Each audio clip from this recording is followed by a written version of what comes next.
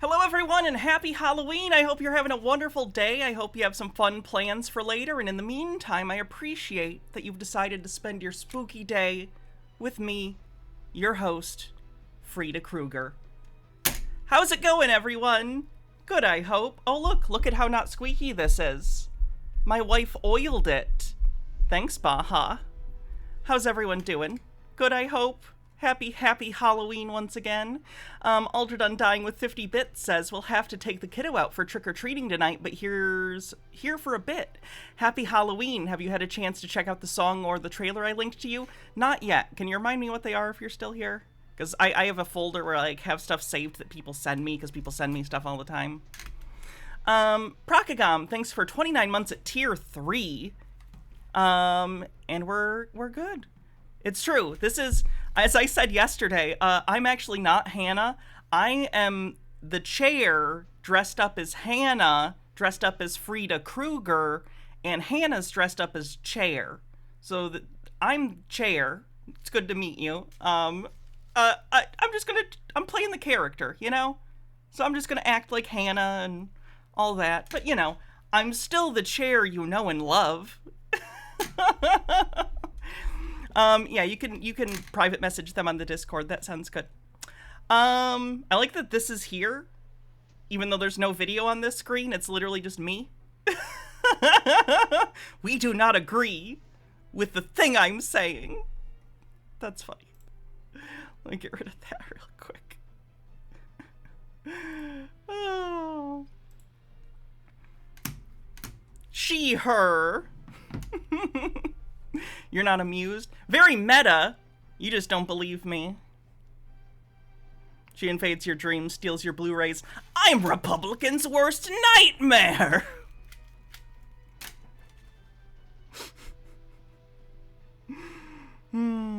What's my real name? Chair. What? My name can't be Chair? I feel like that's Chairist. Thank you, Electric Brain. You know, Hannah's nice, and she does have a good butt. If any butt's gonna sit on me, I'm glad it's Hannah, but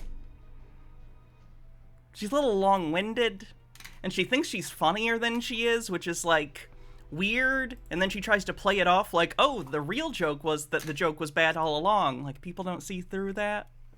Ridiculous, girl. Anyway, since I'm the chair, I'm going to be taking over stream today and doing Tinfoil Tuesday.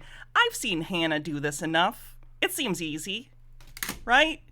That's what the boob window's for. You fall back on it when you're not entertaining. Does Hannah ever fart on you?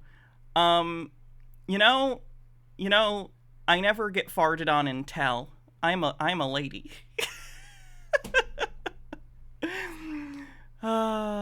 Night chair on Elm Street. That's pretty good.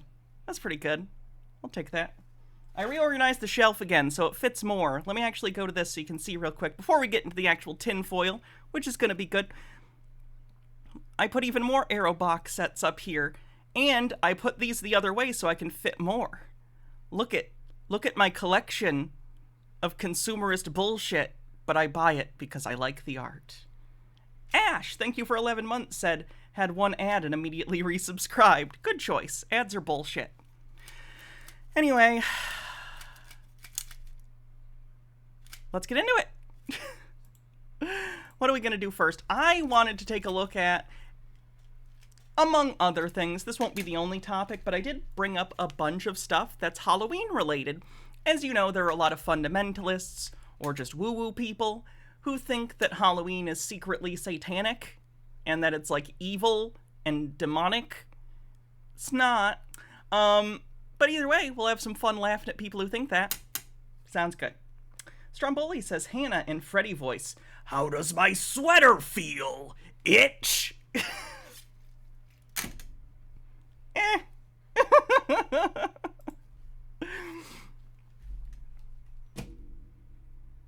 Alright, so what are we going to do first? This one's quick.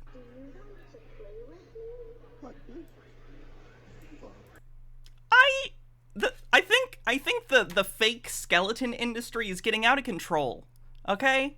This one's one of the tamer ones I've seen. This is fine, because you're still getting kind of a humanoid bat vibe, okay? Like maybe this is a bat boy skeleton, although you would expect that the ears would not be bone. They would probably be cartilage, right?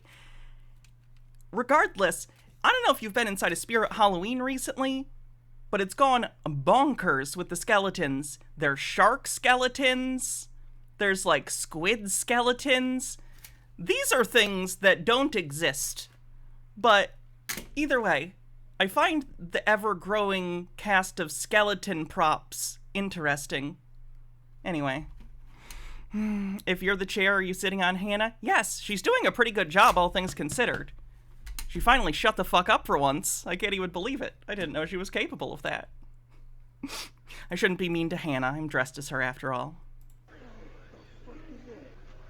In case you haven't noticed. Oh, I've seen spider ones too. Tarantula skeletons. Halloween. I get it. I understand. I know they know it's not how it works. It's just cute. I think it's fun. Is a satanic faggot holiday. Oh! Okay then. Sorry about that. Every year, this Jesus Christ. Let's find a less slurry one, shall we? Have to edit that. How about this guy? From 2020. Woo! His audio's bad. Alright, let's find a professional one. There's plenty of shorts. Jesus. Let me turn this up. It is a day of curses and witchcraft and rebellion against God. Even if that is true, so what? If you have Christ. Oh, this is way too fucking quiet. Jesus Christ. I apologize, chat. Right out of the gate. Yeep. Should you dress up for Halloween? Could it be possible that the enemy has an Why is it agenda so for quiet? Hold on. Let me check my general sound levels, because that's got to be really quiet for you guys, too. I don't know why everything's so down.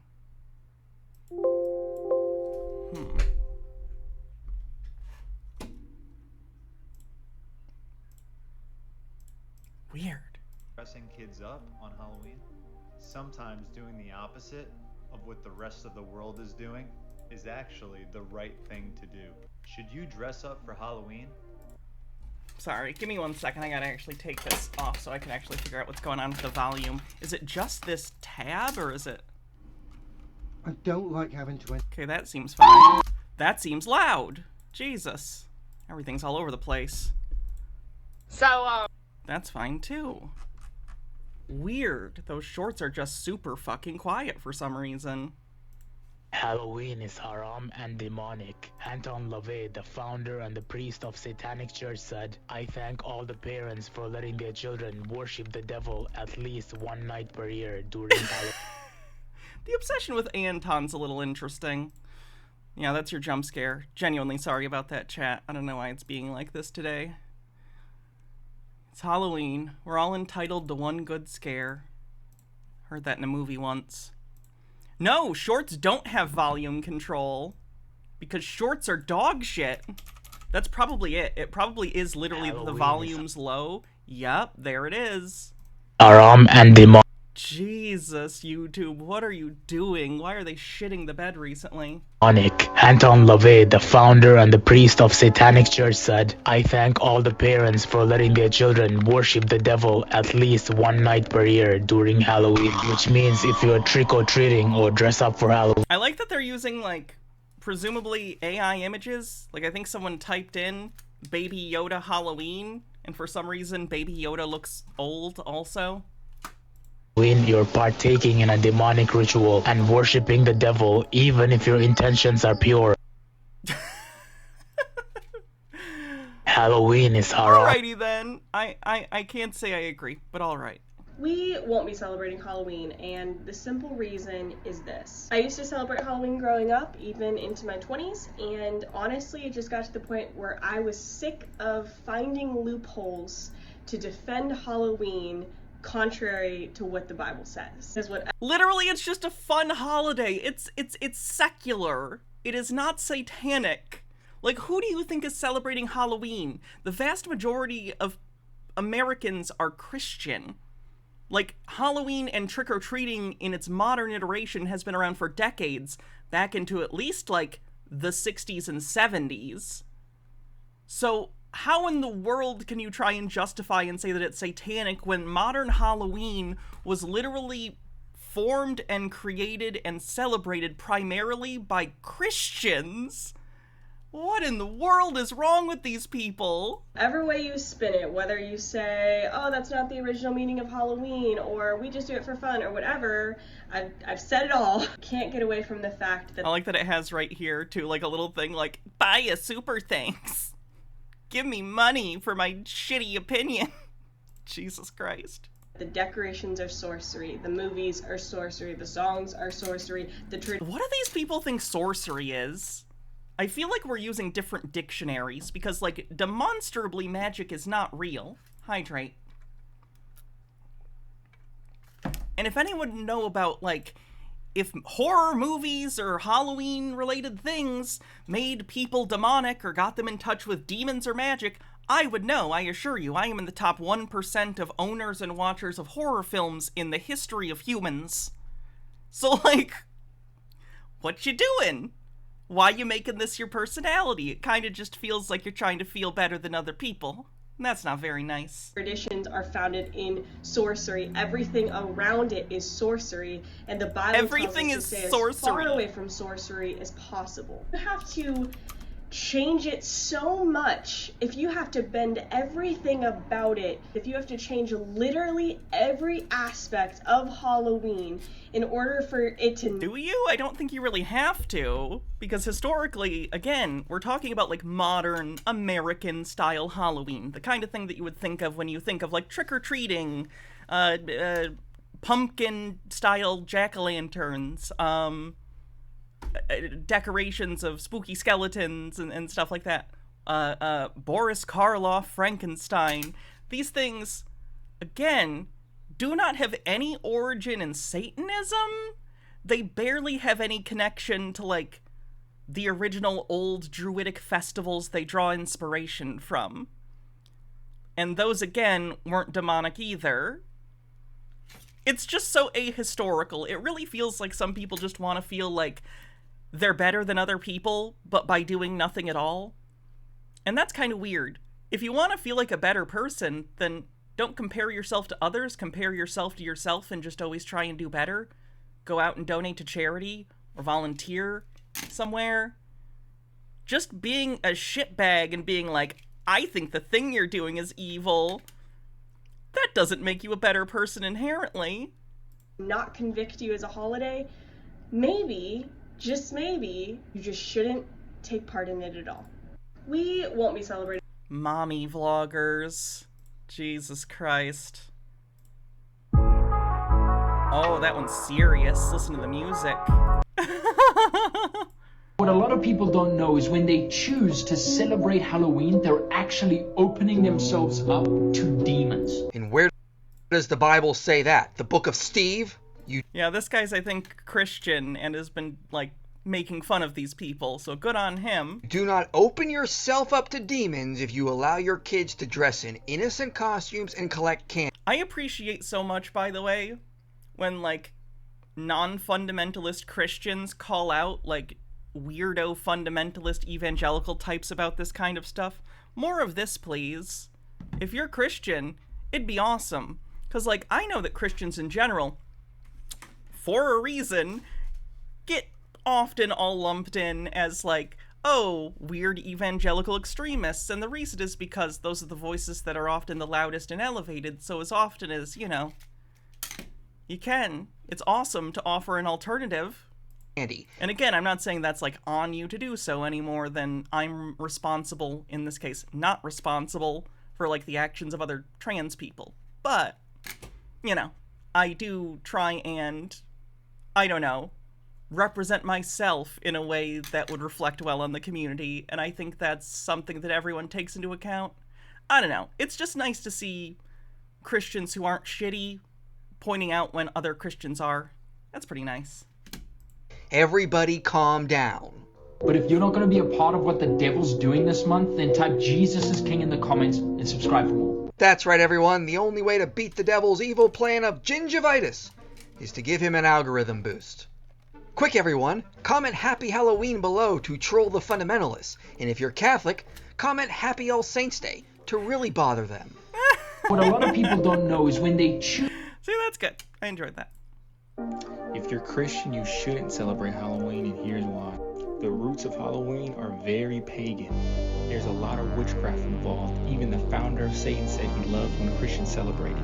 Halloween. How do I tell these people that virtually everything, like everything that has cultural origins beyond 2,000 years ago, I'm just gonna be honest, like, they're gonna be pagan, because pagan basically just means not Christian. That's how it's, like, come to be known. It was literally a descriptor of, like, Christian Romans after the switch to Christianity came in, like, Rome.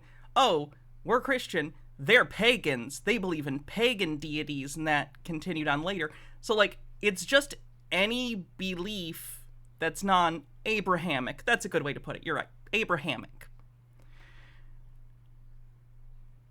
So anything that has traditions that go back linking as far as Halloween, obviously our version of Halloween is very different than, like, the original originator of, like, Halloween itself.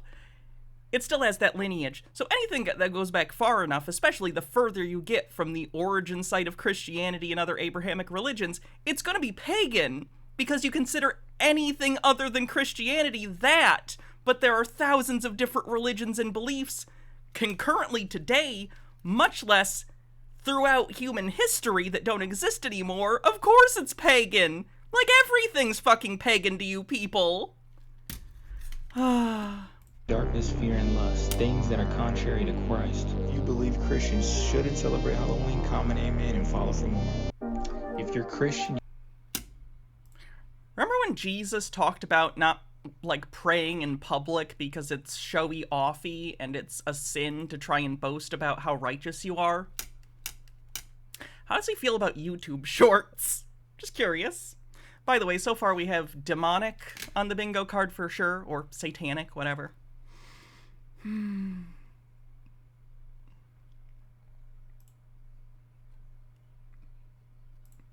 Watch this demon manifest during this water baptism right here. Demons manifest during this water baptism. I take freedom right now. Freedom right now. Let him go. Let go. Let go. Let go. Come out in the name of Jesus. Come on. Come on. Let him go. Come out in the name of Jesus. Right now. Right now. Right now. Let him go. Let him go. Let him go. Let go. Come out in the name of Jesus. Come out. Come out in the name of Jesus. Come out. Freedom. Come out. Come out. Come out. Come out. Come out. Come out. Come out. Right now. Right now. Okay. So as a chair, dressed as a lizard person, dressed as a woman, dressed as Freddy Krueger, it's my professional opinion that this is not a demon. He is, coming. He's coming. Right now. Come out. Come out. Come out. Shut up and come out. Come out in the name of Jesus. You stop it right now. You quit it right now. In Jesus' name. You stop and let it go. Let go right. Come out.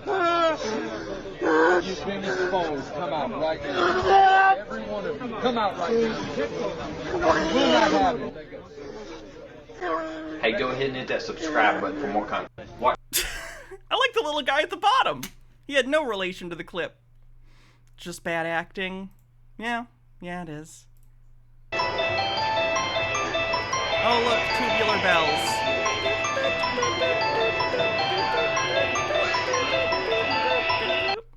It's literally just a Halloween decoration.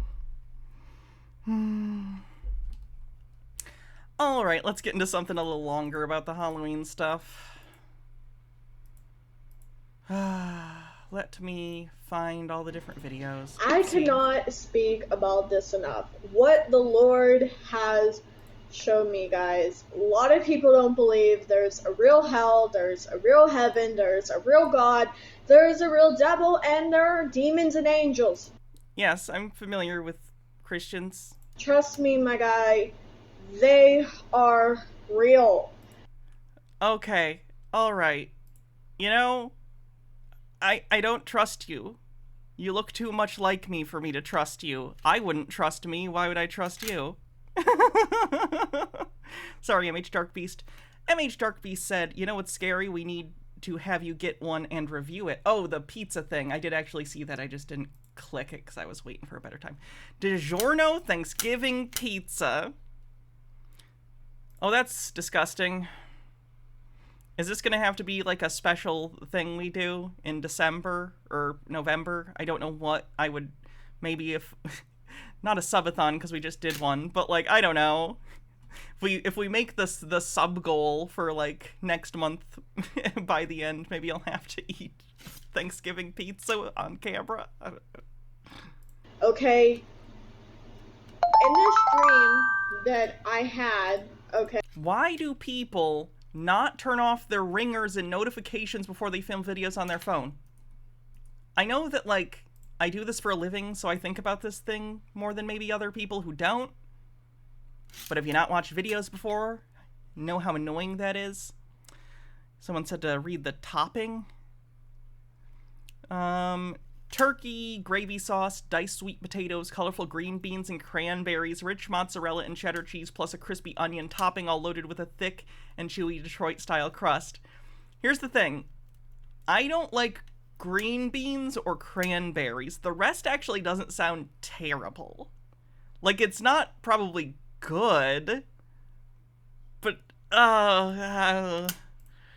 see, what I normally do is, like, I make Thanksgiving sandwiches, so I'll do, like, bread, I'll do, you know, like, toasted bread, this is with leftovers, you know, do some, like, stuffing, some potatoes, a little bit of gravy. Some people like to soak the bread in gravy and have it as like a middle piece. That way it's the gravy flavor, but it's less messy. I think that's too time consuming, but I have heard that as a strategy. And then turkey and cheese or whatever. Maybe some mac and cheese as the cheese, if you had mac and cheese. Anyway. Ooh, how about this one? This is actually a Tartaria video that's about spooky Halloween stuff. So that's fun. Welcome to the Restitutor Orbis channel, and for our Halloween special we're going to be taking a look at eerie houses.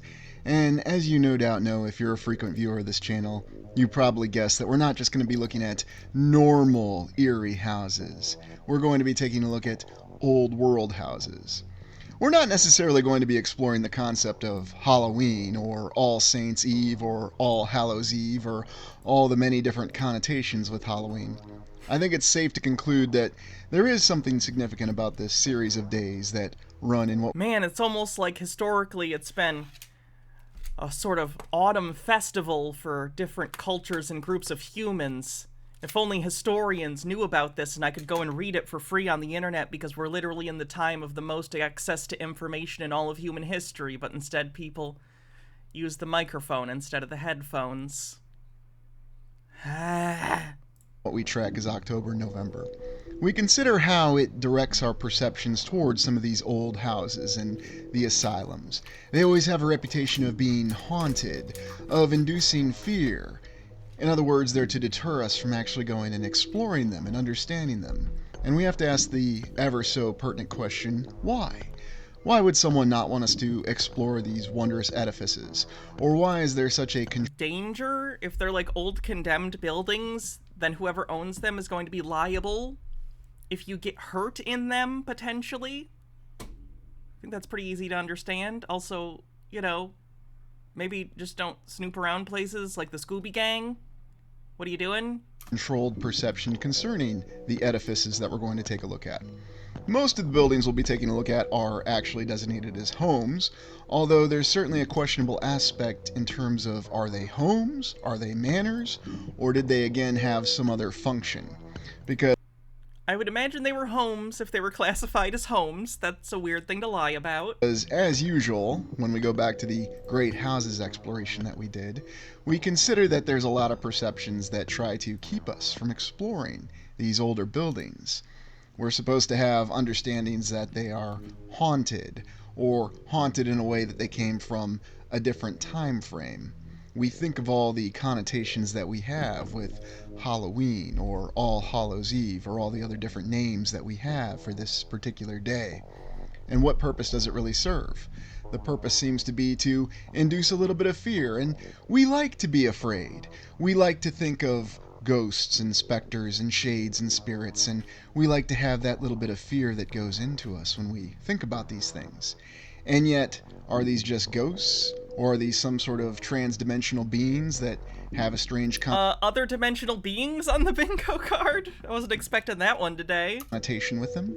We don't even have any evidence that anything that has been classified as ghosts exists, and you're making alternative hypotheses for them. There isn't even a real phenomena that has been recorded that you're trying to explain, yet you're coming up with alternative explanations for the unshown to be true phenomena? Okay, alright. Don't know, and we're not going to consider that in this particular exploration. But it does show us that there are many different controls that are imposed on our perceptions that want to deter us from exploring these unique locations. We have so many aspects with Halloween that induces fear within us. We also think of the reputation that we have with the asylums that all rose in the 19th century. Many of those perceptions carry over to the houses and the great homes in the one building that we're going to explore today. You look at these impressive edifices and you see castle structures that appear to be Gothic, and you also think of the reputation that's associated with them. The very reputation that seems to be reflected from Halloween. You think of going in and exploring these buildings on your own, and you feel... I don't. Am I alone in that? I don't look at an old, creepy, abandoned asylum and want to go in. I have been to a haunted house that is a converted old asylum, which was pretty fun, but like, just on my own? Why? I don't know, maybe, I don't know if that's like a chicken thing, but I just have no reason to. I wouldn't get anything out of it. Maybe because I don't believe in ghosts. So I'd just be like, I'm in a spooky building. I hope no one's squatting in here and going to stab me because they're on methamphetamine or like fentanyl or something. Like, I don't know, maybe if it's supernatural, it's spooky, it could be fun, but to me, I'd just be like, oh wow, how much black mold am I breathing in? Like, it's not fun, just, I don't know. Feel that natural sense of fear and uncertainty that always accompanies you whenever you enter them, walking through them, exploring them, trying to gain an understanding for what they were originally like and what they... Not fun. Like, I understand, the reason that there's, like, creepy connotations around 20th century asylums is because they're creepy. It's because they were horrifying places where human beings were treated like animals at best. Like, there's a reason that they're considered creepy because they were incredibly inhumane places. Unfortunately, instead of reforming it, putting more money into the system and actually, you know, moving to a more ethical, you know, interpersonal and comfort-based system where people who maybe are mentally ill in a way where they can't take care of themselves and they're a potential danger to themselves and others, like, have a place to be that we all collectively pay for, but, you know, isn't a fucking nightmare, and they can live their lives and receive help and, you know, whatever. Instead, we just decided, fuck it. And by us, I mean Ronald Reagan and, you know, the people who voted for Ronald Reagan. I wonder why there are so many people now who are just out there and are cuckoo bananas, who are completely out of touch with reality. I'm sure these two things aren't correlated. They were about. And if your perception is already colored by fear, and if you're thinking about shades, spirits, and specters, and ghosts, you're not necessarily... Yeah, I've heard of the infrasound hypothesis. I don't know how much backing there actually is to it, but it's certainly, at the very least, it's a naturalistic explanation instead of a paranormal one, I guess. Necessarily going to be... And again, to be clear, I think I've talked about this before. I don't think ghosts are real. It's a little annoying to me when, like, people think ghosts are real. Like, adamantly. Like, if you're just like, whatever about it, maybe I'll be a little upset. But, like, in general, if someone's, like, really into ghosts, that's frustrating. I'll argue with someone who believes in ghosts. But, like, that said, if it turned out there was a real phenomena going on, I'm open to whatever actual explanation was tested and shown to be true. I just don't like when people believe things based on no evidence or woo-woo pseudoscience evidence. Focused on what the like Zach Baggins. Fuck Zach Baggins. True story of the building is. I wish the Dybbuk box was real. You don't really know much about Halloween. You thought no further than the strange custom of having your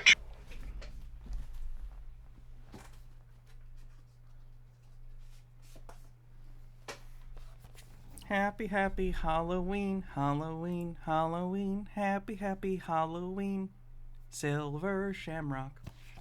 This is a scene from this movie, Halloween 3, Season of the Witch. The one and only film in the Halloween series to have nothing to do with Michael Myers. Has nothing to do with any of the characters. It's a completely different story. Hannah mentions Blu-rays on the bingo card. Within this movie, the premise is there is a mega corporation, Silver Shamrock, that is headed by this guy, who is a warlock, or something. He's like a druidic sorcerer guy, but he's also corporate cyber guy. Anyway, the premise is basically the company is going to sacrifice a bunch of children on Halloween by producing Halloween masks that have... Oh boy. It's been a while since I've seen it, but I think I'm right. I believe they're going to cast a spell on Halloween after producing a bunch of Halloween masks with pieces of Stonehenge in them, and every child who is wearing the mask with the piece of Stonehenge, their head turns into bugs or something. Anyway, it's a weird movie. It's not a bad movie by any means. Watch it. I'd recommend it. Not real life, though. Not real life. This is a film. This is a film that was produced by, or at least distributed by Universal. The same people that did Back to the Future. That movie's not real either. Just so you know. Movies aren't real.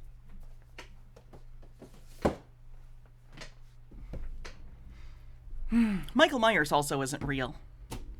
Lilac Rosenberg says, check your DMs, I sent you a funny scam.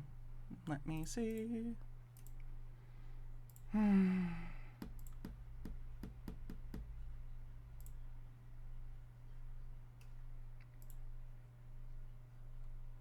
Wait, which ones? Hold on. Who sent that?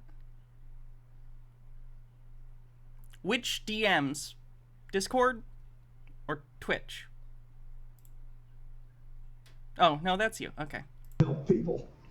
I don't have much time. Organize a Bitcoin giveaway to.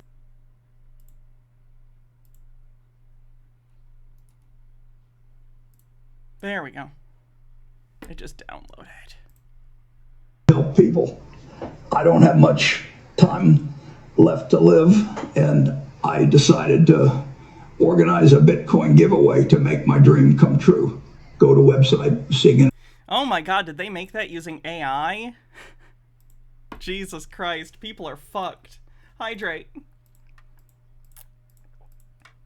Like, don't get me wrong, you shouldn't fall for that at all, but, you know, there are people who already fall for really stupid scams. Having them get, like, more realistic is not good. Children wear masks and go out begging for candy.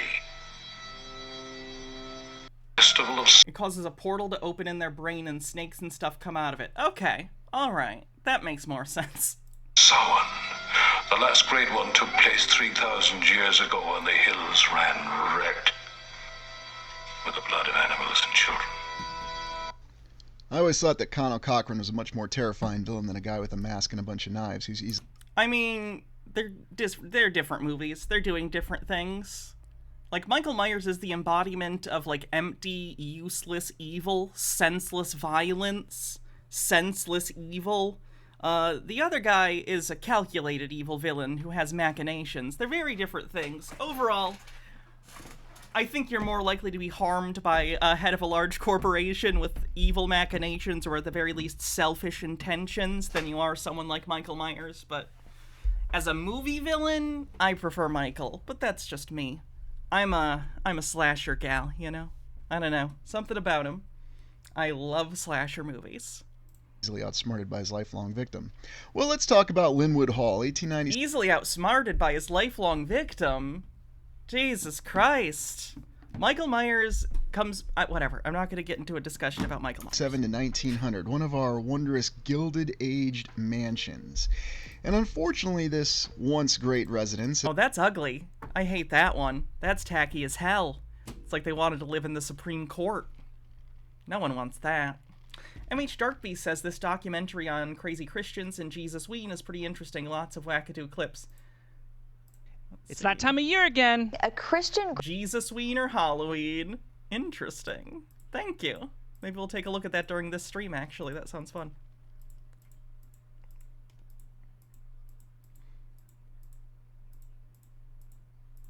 Where is the thing? Has deteriorated due to a state of non-use since around the 1940s. We have our usual 19th century story of our rags to riches, powerful business magnate, Peter Widener, who started his business by selling mutton during the United States Civil War. And then somehow he rose and got involved in traction and trains and investments to include even the Titanic. They say this is built out of limestone from Indiana, but as you can see on this map, there's plenty of limestone deposits all around Pennsylvania. Okay, that doesn't make them of equal quality. Like, literally, back in the Roman days, there were quarries that were known for specific quality of marble. Like, just because you can find the same exact stone somewhere doesn't mean the stone is of equal quality. And that might be a subjective thing, whether you're talking about structurally or if you're talking about aesthetically. But there are reasons why you might want to get it from one place over the other, especially if it's a rich guy, because it might be for really stupid reasons. He just subjectively wants that material. Who knows? Either way, there's a reason for it. And also, who knows? I don't know the state of whether or not there was mining of the limestone in that area during the time. Was there an industry there that was already doing that, or would he have to literally pay to also start up the industry there? Which this... Indiana limestone has also been used in Washington, D.C. It's kind of famous. Okay, I figured it was something like that. Mansion is located north of Philadelphia. This mansion was designed by Horace Trumbauer, pictured here, another brainchild of his. He also designed the Philadelphia Museum of Art, famous from the Rocky movies. And as you can see, a single perspective... That's not an inaccurate statement, but it also makes me a little sad. You know, it's the building he does this at.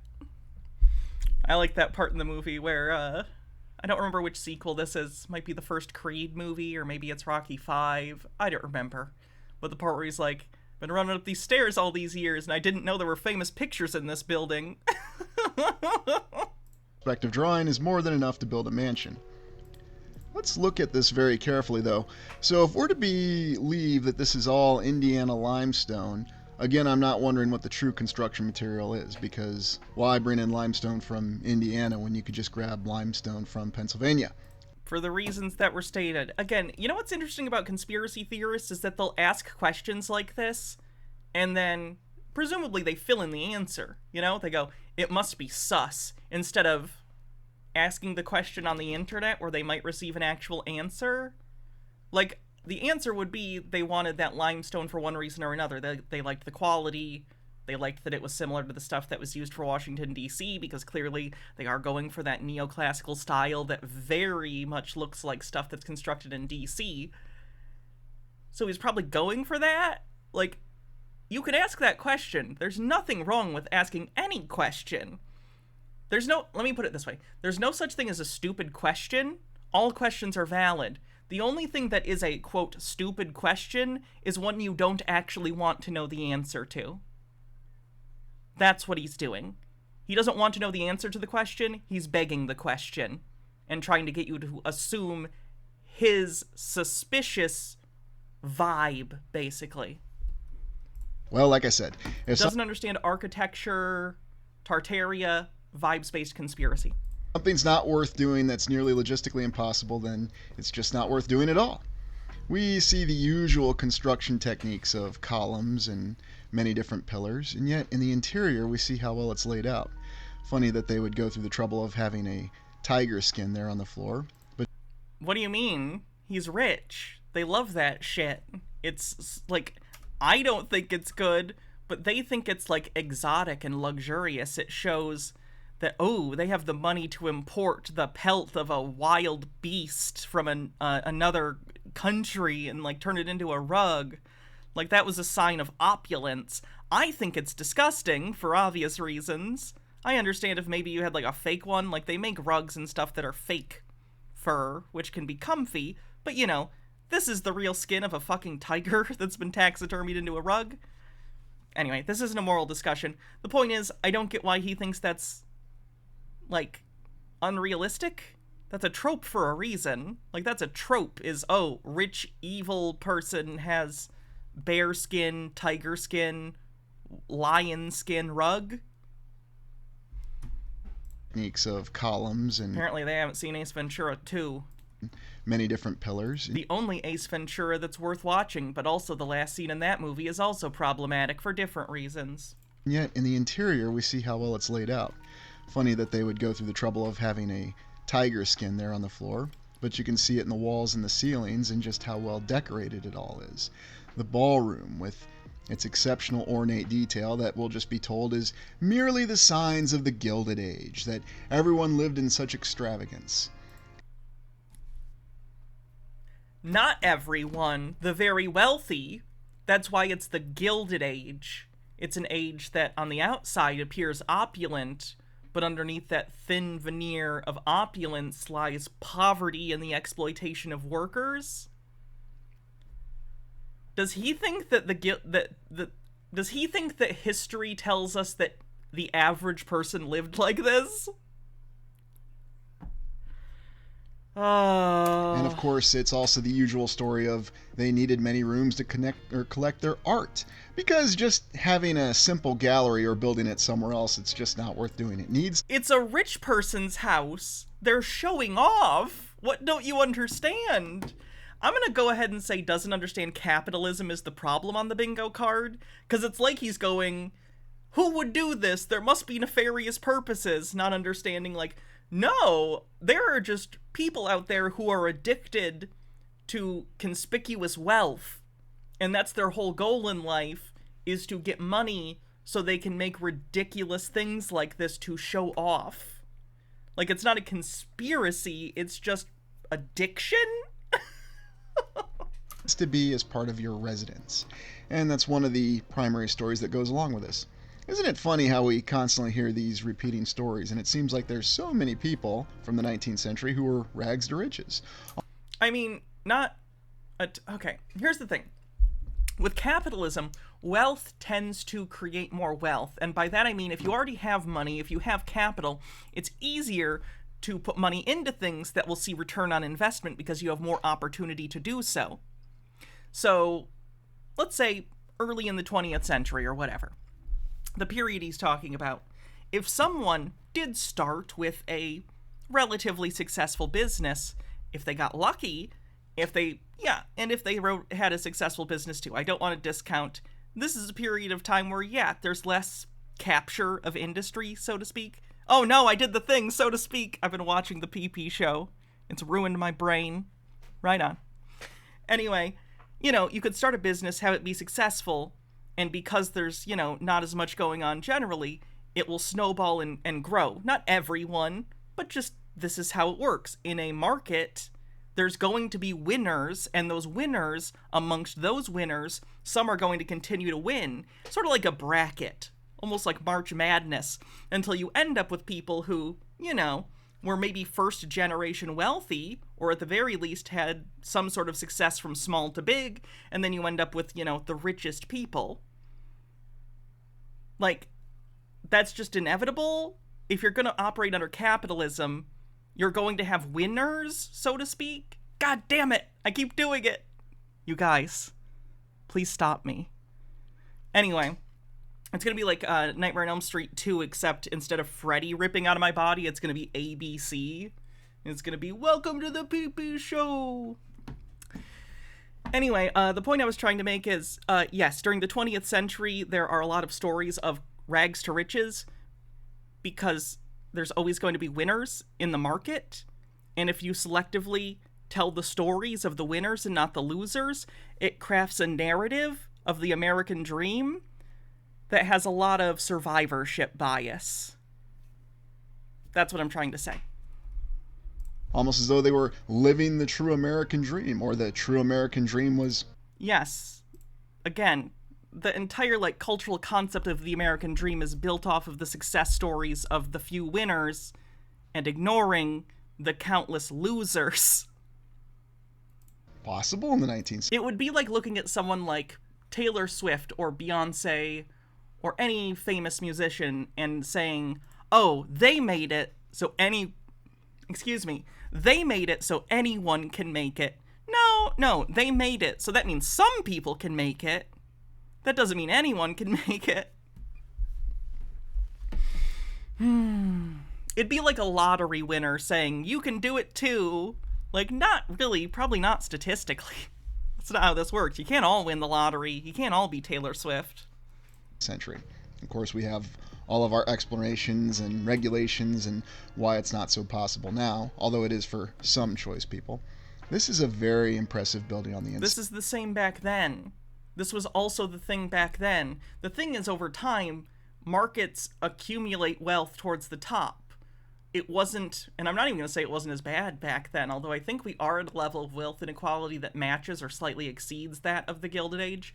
But, like, again, the reason that this stopped was due to unions and harder regulation and monopoly busting. Like, this didn't exist for no reason. Regulation and incentive sets existed, were changed, improved things, and then were undone by conservative politicians, and then things have gone back to a worse place for workers. We're going through cycles again. Side though, but let me ask you, is this really what you would think someone would want to lay out their house to be? If you're a rich asshole, maybe. What is this? You're just incredulous that any rich person has a house you don't like. Look at literally any mansion today. There's plenty that are tacky and ugly and terribly unhomey, but it's not your house. That their family was going to reside in for the rest of their known history. And that was originally the plan behind this house by Mr. Widener, was that this was to house his family for many generations to come. And you can see that it's been in a state of deterioration and that it has worn down because for some inexplicable reason, despite the fact that this remarkable edifice that anybody could use and inexplicable reason? I imagine there were probably issues that started to pile up with the maintenance of the building that ended up exceeding, like, any returns. Like, to clean up this building and make it livable now would be incredibly expensive. Is it even on land that's desirable? Like, usually giant personal mansions that rich people build for themselves are hard to resell in the first place, because if you have the amount of money already where you can kind of buy land and then design your own personal mansion, you're going to do that instead of buying someone else's used mansion that they built for themselves, you know what I mean? So at the point where you're building huge houses, probably not exactly the resale value you're going to want out of it. It's been owned by different interests since the 1940s when the last member of the Widener family could no longer maintain it. And this is actually the ballroom that's been renovated a little bit. There's this movement that they're going to renovate this mansion now, finally. Oh, okay. So why did you literally ask that question? After about 7 decades of it just sitting around. Here's the pool room. Isn't it interesting how we always have an incredible pool room? And Is there always that? I mean, a lot of mansions have indoor pools. Indoor pool. H. Baird says, but Hannah, someone could easily use this house to host pay-per-view boxing matches. Wonder how that guy's doing. I know that house ended up selling for way under the, like, asking price. Pool room, too. I'm thinking of all the other indoor pools and auditoriums that we've seen in other explorations. But for 70 years to just allow this edifice to sit around is baffling. And of course it has the connotation with it that it may be haunted, there may be other aspects to it, that you don't necessarily want to explore it or ask the real questions. But the main question that comes to my mind that we have to ask about the Linwood estate, or the Linwood house, funny that they call it a house, is why did nobody use this? What do you mean funny they call it a house? It's a fucking house. House and manor are not mutually exclusive. A manor is a kind of house. Jesus. Here we have our wondrous statues that also adorn the property because... Like, and calling something blank house is like a pretty common old way of referring to a manor. You know? These very, very wealthy people who were also very altruistic were all about collecting art at the time. Oh, and they were also bibliophiles too, so they collected books and art. Funny how that story repeats itself. Why would people not collect books and art if they have money? They're assets. Like, and it's also, books are a primary form of entertainment at the time. Like, they still are, but it was basically books, radio, art. Those are the things you can have for entertainment at home. Look at your paintings, read your books, listen to radio. Like, what do you want them to do?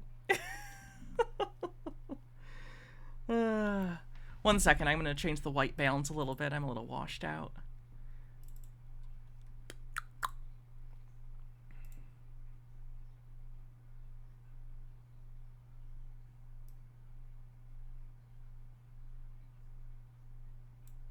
That might be a little better.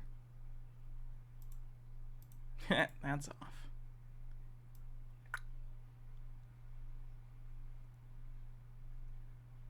Just make it red, Freddy.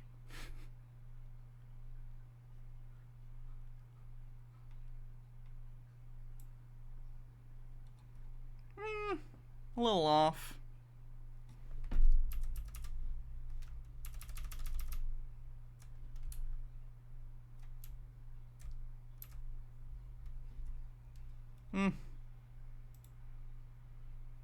Oh, that one very green. God damn, it does not know what to do. It's like I'm in the Matrix. It's kind of funny. Sorry. Now that I'm done entertaining myself, let's actually fix this so it's roughly right. You like the orange, Luke? Fuck it, it's Halloween. We'll make it a little orange. I'm in the boiler room, bitch. It's kind of fun and spooky. You forgot the power glove. Sure, that's very Freddy Krueger. I actually think that's fun. I'm gonna keep it for a while. Because I like it, and that's what matters. Even with all the deterioration and decades of neglect, you can still see the beauty within this structure. You can also gain an appreciation for just how well it's built. Well, of course, it's Indiana limestone. It'll last forever. At least that's what some people settle with. But the original question I had is, why was this just allowed to sit around, neglected for decades? I don't know, because whoever owned it didn't have the money to fix it or didn't want to. Why didn't some other main interest, perhaps a political party, perhaps some other sort of movement that had financial resources, not purchase this wonderful edifice and put it to use doing something else? I mean, you have all this room to store art. You also have a ballroom that you can have major dances and assemblies in, or you could even do whatever purpose that you purchased the building for. And I would imagine it was probably owned by some private interest or trust. Tell me that these special interests lacked the money. Because you can see it's almost as though it was intentional that this wonderful house, mansion, manor, Capitol building, as it looks like. Again, no, it's a house. It was a privately owned house. It's not a Capitol building. Oh, I think it looks nicer than the White House. It's interesting that they say this is the finest example of a gilded mansion, and yet this was built after the Biltmore, which of course we're told is the greatest house in the United States. William Randolph Hearst might beg to differ with Hearst Castle. Biggest, most expensive? Who says that? But he didn't put up any kind of fight to hold on to Hearst Castle after he put decades into building it. And Julia Morgan was nowhere to be found. Look at the interior of this, though. We've seen all these construction cues before, and where have we seen them? We've seen them in what we call administrative buildings, whether it's city halls or, more importantly, state capitals. Ah, there's our familiar checkerboard pattern or chessboard pattern to the floor. Spurious symbology on the bingo card and Freemasons on the bingo card. We're gonna go over the bingo card soon, by the way. You know, in case you want to play a life-size game of chess or checkers. And then we have all those little orbs there above the arches yet again. The orbs! Very well. It's all about the orbs. Decorated main entryway, but why exactly would anybody want something like this for a house? I can understand. Because it's opulent. It's conspicuous wealth. This was the style of the time to show wealth. How is that hard to understand? understand a gallery It's what the kids would call extra. like this making sense for a state capitol. Well, no, I really can't, but you know, at least that's where we've seen it and that's what we associate it with. But why would somebody want their house laid out like this? You could just see Peter Widener. Listen, dear, listen, kids, we're going to live in a building that looks just like a state capitol, and you're going to like it. And our descendants are going to live in it for the next, 1,000 years, because remember, it's always 1,000 years. Look at some of these blocks, though. Now, is this really all Indiana limestone, or is this some other form of concrete? Something, again, above Rosendale concrete, Hydrate. and not the cheap Portland cement. We know darn well if this was Portland cement, this thing would be cracking and falling apart, and it never would have lasted past 1960, let alone 2020. I'm very impressed, though, once again, by the fact that just a random architect and then a random construction crew is able to erect all of this. That's how every building in the history of the fucking world has worked. Buildings don't sprout out of nowhere. Building crews build it. Architects and building crews design and build the buildings respectively. That's how every building in the history of buildings has been built. What are you talking about? You're incredulous that an architect whose explicit job it is to design buildings and then hands that off to the construction company or crew, and then they build that, which is how houses and buildings get built, and you go, nah, I don't think so. Seems sus. What worms are in your brain? How cavernous has it become? Does it whistle? Can you play me a little ditty?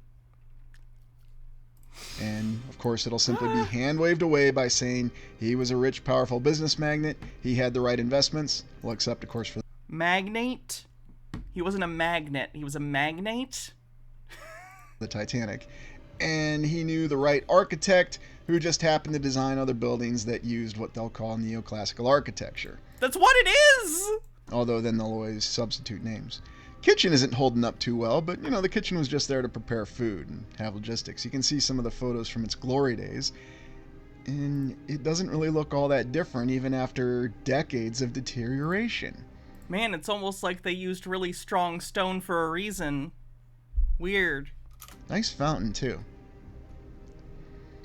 And then looking at other perspectives of this house, this manor, I'm still baffled. Fucking business magnates. How do they work? Sorry, you did say magnets. Fucking business magnets. How do they work? By the question as to why somebody else They just attract business to them. That's why they're so good at it.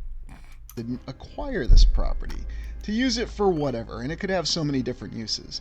Heck, they could have converted it into an art museum, converted it into some sort of... Kind of looks like a clock tower that maybe you would use to, like, get lightning to strike a cable and then go down and hit the hook on your DeLorean so that you can go back to 1985. tourist attraction. I always enjoy these pediment depictions here because they don't really They say brevity is the soul of wit, but to that I say you just don't know enough words. seem to have anything to do with what the building was intended for, and what exactly is that symbol there that's around that window. And then we also have the orbs here on this side of the stairway.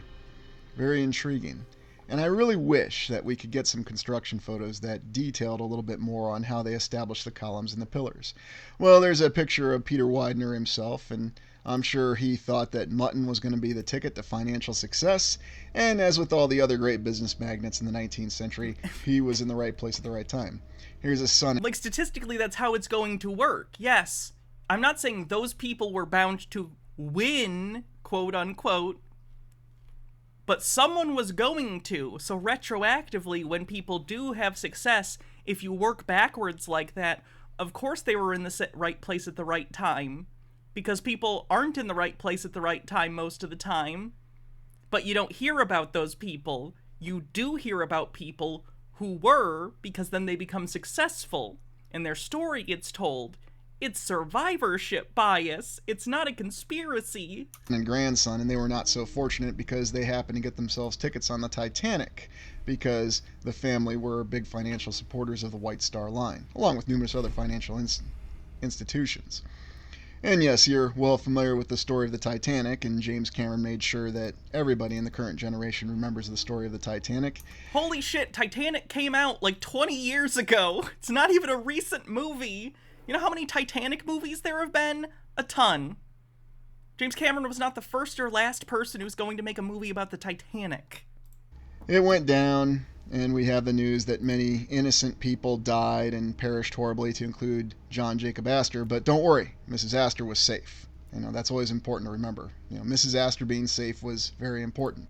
Ghost Ship isn't about the Titanic. In fact, Mrs. Astor survived a subsequent murder at a socialite's house, according to the animated TV series The Simpsons. Oh, good. We're referencing The Simpsons now. That's how we know it's legit. Now, I'd like to tell you that Mrs. Astor went on to do wondrous things and that she opposed the centralization of financial institutions in the United States, but that's not the case. She did marry subsequently twice afterwards, and when she passed away in the 1940s, she did have her own mansion. So I guess if you're comparing and contrasting how she died compared to Nikola Tesla, she got a much higher finishing score in life. You know, she couldn't take the mansion or the wealth with her, but that's okay. The first Titanic movie came out a few years after the Titanic sank and the survivor was in it. No, not a few years, a few months. That came out within months of the Titanic sinking. Even less tasteful. Need to add Simpsons to the bingo sheet. Yeah, it comes up. It does come up. So a very unique and interesting... It's Noah Night to remember. ...building that still exists to this day that stood up after decades of neglect. Now we move on to the Castle of Donna Chica, built in 1915, although the... Alright. We went through one house. I think that's enough. We get it. Let's take a look at the bingo sheet before we move on to something else. Hey, DB Raymond. How you doing?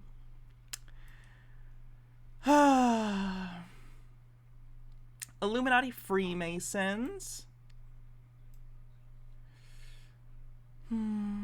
Predictive programming. Tartaria. Misattribution of coincidence.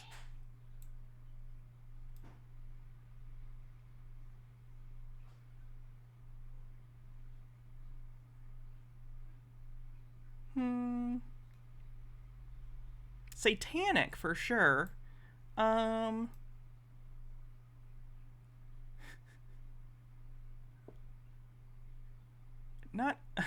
incorrect. No, we haven't had incorrect word origin yet. Hannah mentions Blu-rays. Doesn't understand architecture.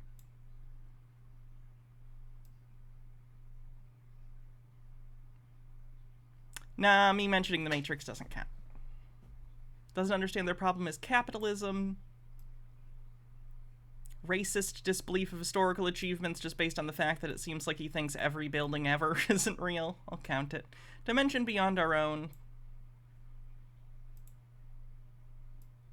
Vibes-based conspiracy. Incorrectly believes the evidence is self-evident. And spurious symbology as evidence? Think that's it, maybe?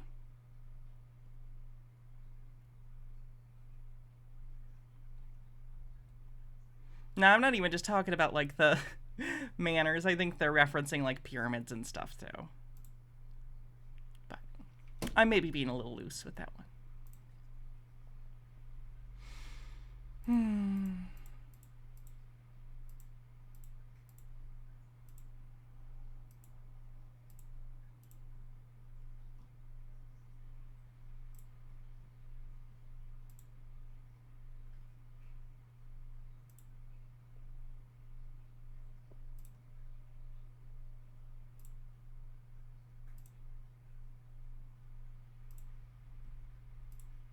Just checking the Halloween stuff I have.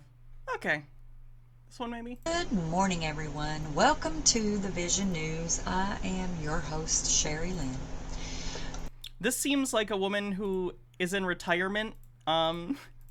She seems like someone who is in retirement and lives in her RV, which is fine, traveling the country. Based on the luxury of this RV, I get the impression that her and potentially her partner, or just herself, did pretty well in their lives. Seems like they had a lot of money to buy this RV. I don't think by any means they're struggling. So she's here to just absolutely lecture us, like the right-wing grandma she is, about how Halloween is bad. Today, I have some things I wanted to share with you. I've been doing a lot of research, and I know my research said not by a researcher on the bingo card that in the past I had some different visions and things that God was showing me. And I've been doing a lot of research about angels and demons and things like that, because you have to know who your enemy is. And all my life I have had different encounters with demonic entities and angels ever since I was a little kid.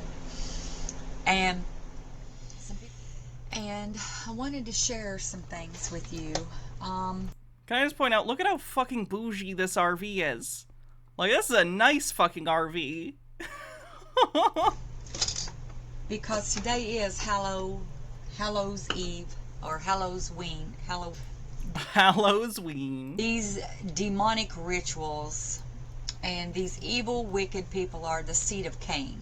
And the demons, there's more demon creature, human-y, like type people that are also the seed of Satan and Lilith. And I was going Well, we got a Lilith. to share some information with you about Solomon, but I'm still working on that. I want to share some videos that I found about the Illuminati and things that they're doing with our air and our water. Oh my god. She's like a whole bag of conspiracy. Hold on, I gotta make sure I save this lady's channel. Alright. Oh. That's very important. And then I will have the other video ready. Been noticing that there are a lot of people that do not even act human anymore. Been around people make different comments, like telling me that we're not supposed to be empathetic to others. It's their problem. They made their bed, let them lie in it. You know what? That's not how Jesus was. Could you imagine if Jesus did that to us? All the mistakes we all make, no one is perfect. I'm sure that the people that said that to me, I'm pretty sure they probably made a lot of mistakes themselves. But I have noticed that people that got the jab or the vaccine... Here we are. God damn it. Here we every fucking time. No! No! How did we even get here? At no point were my, like, anti-vaxxer senses tingling. Like, it doesn't surprise me to know that, but we weren't even on that track of... How did this even switch to that track? Like, how are we talking about this now? Please get vaccinated. Vaccine, and depending on how many of them that they put into their body, I've noticed that they are no longer empathetic, no longer like a human being at all. She's so empathetic, she no longer thinks people who got a life-protecting medicine aren't human. That's very empathetic of her. Is this recording in car? What does the Supreme Court say? I'm not even joking. Does the Supreme Court say an RV counts as a house or a vehicle in terms of, like, Fourth Amendment issues? I'm not joking. Which one? Car? Okay. All right, recording in car. The Supreme Court wins. The Supreme Court wins. I don't have authority over them. It's a vehicle if the cops want to search it. All right, that's what we're going by. That's what we're going by. And I have talked to a lot of different people, and they're saying that they've never seen people so angry in their life. And I have noticed this myself. And I do... Man, it's almost like you guys just dip yourselves in culture war bullshit to be tricked by conservative constantly into being outraged about benign social issues that confuse you because it's new, instead of looking at the actual material situation for most Americans that's deteriorating rapidly. Or you can just bitch in your multi-million-dollar RV about the youths. Whichever. I believe that humanity, where I think it was 73% of America got at least one jab. Good. You should have also. And a lot of people are dying. I see a lot of people dying. Please just get to the Halloween shit. I don't want to hear your anti-vax bullshit. So, here we go. On with the Vision News. The Vision. Can I please tell you this huge news? This is huge, you guys. What? Pfizer purchased... Sorry, I gotta get past this shit, because oh, no, okay. Alright, maybe it is about Halloween stuff. What is it, problem, reaction, solution? But now they're in charge of it all. They're in control of it all. You will never believe what is behind the number 33. Numerology. Amber Pretzel says, ma'am, I've gotten the vax and several boosters with plans to ask one of the pharmacy techs at work if they offer the most recent one. I am not less empathetic. I naturally have less of it than most people because I am effing autistic. You know, I find it funny, too, when Republicans try and act as though people on the left are less empathetic. Well, that's demonstrably untrue. Why does the Freemason orders goes up to 33 degrees?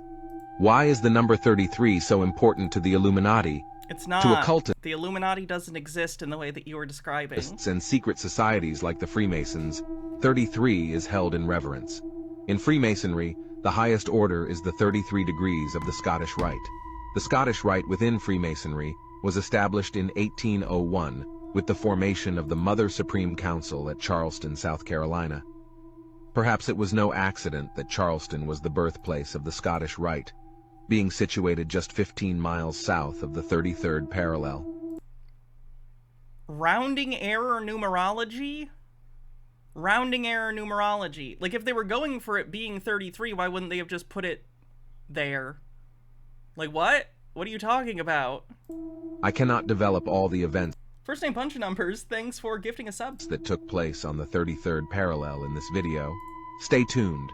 Another organization some consider a secret society with Luciferian links to the Illuminati.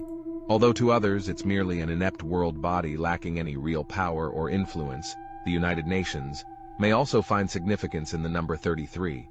Take a look at the UN flag, and you'll see a world globe divided into 33 sections. Are they gonna do it? Are they gonna do the thing? Encircled by olive branches. Yeah, it's supposed to be, an olive branch is a symbol of peace, and it's a map of the world, with no one individual nation at the center, right? At the center is Antarctica, or rather, the Arctic, which no one owns. Coincidence, or is there some deeper meaning? There is a deeper meaning. We know the meaning. Again, it's a map of the Earth, where no one particular political entity, nation is at the center, surrounded by a symbol of peace. It's the UN. Like, that's as deep as it goes. I don't know what to tell you. Why Jesus Christ He did say globe. You're right. You're right. died at 33. Why Islamic prayer beads are generally arranged in 3 sets of 33. Why I don't even know if that's true. the 369 from Tesla is equal to 33.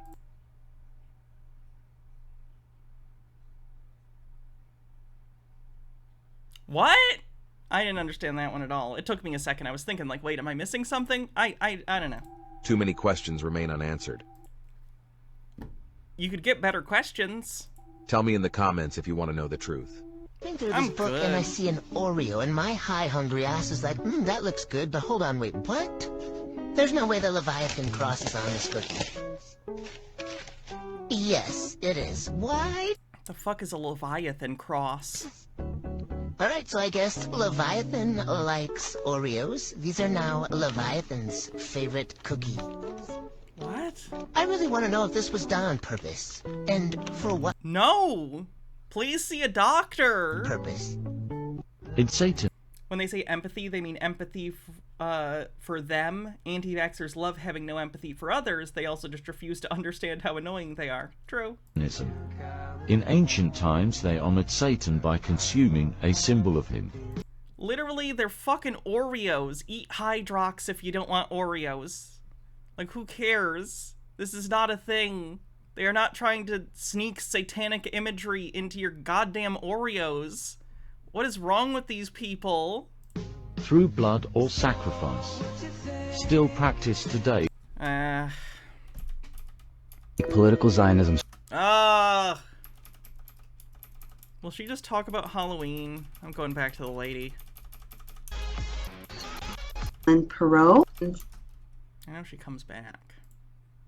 So bad that they have coming on the Maybe it was the other one I was thinking of. Someone was talking about one of those stupid myths about...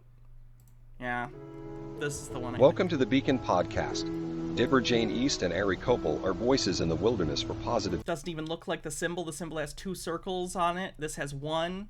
They're trying their best. ...change and a better future. Thank you for listening. Did that count as overt anti-Semitism? I skipped past it, so no, I don't even know what they were talking about. I just don't want to fucking hear it. And now, here are your hosts. Hello, everybody. This is Deborah Jane East, and you are listening to the Beacon Podcast. I'm going to be going solo this afternoon. My co-host, Ari Koppel, had a super busy schedule this week, so I decided that I would ride this storm myself. What do I mean by storm? Well, as most of you know, our children, our teenagers, have been under attack lately. And by that I mean, teenagers are doing things I don't understand.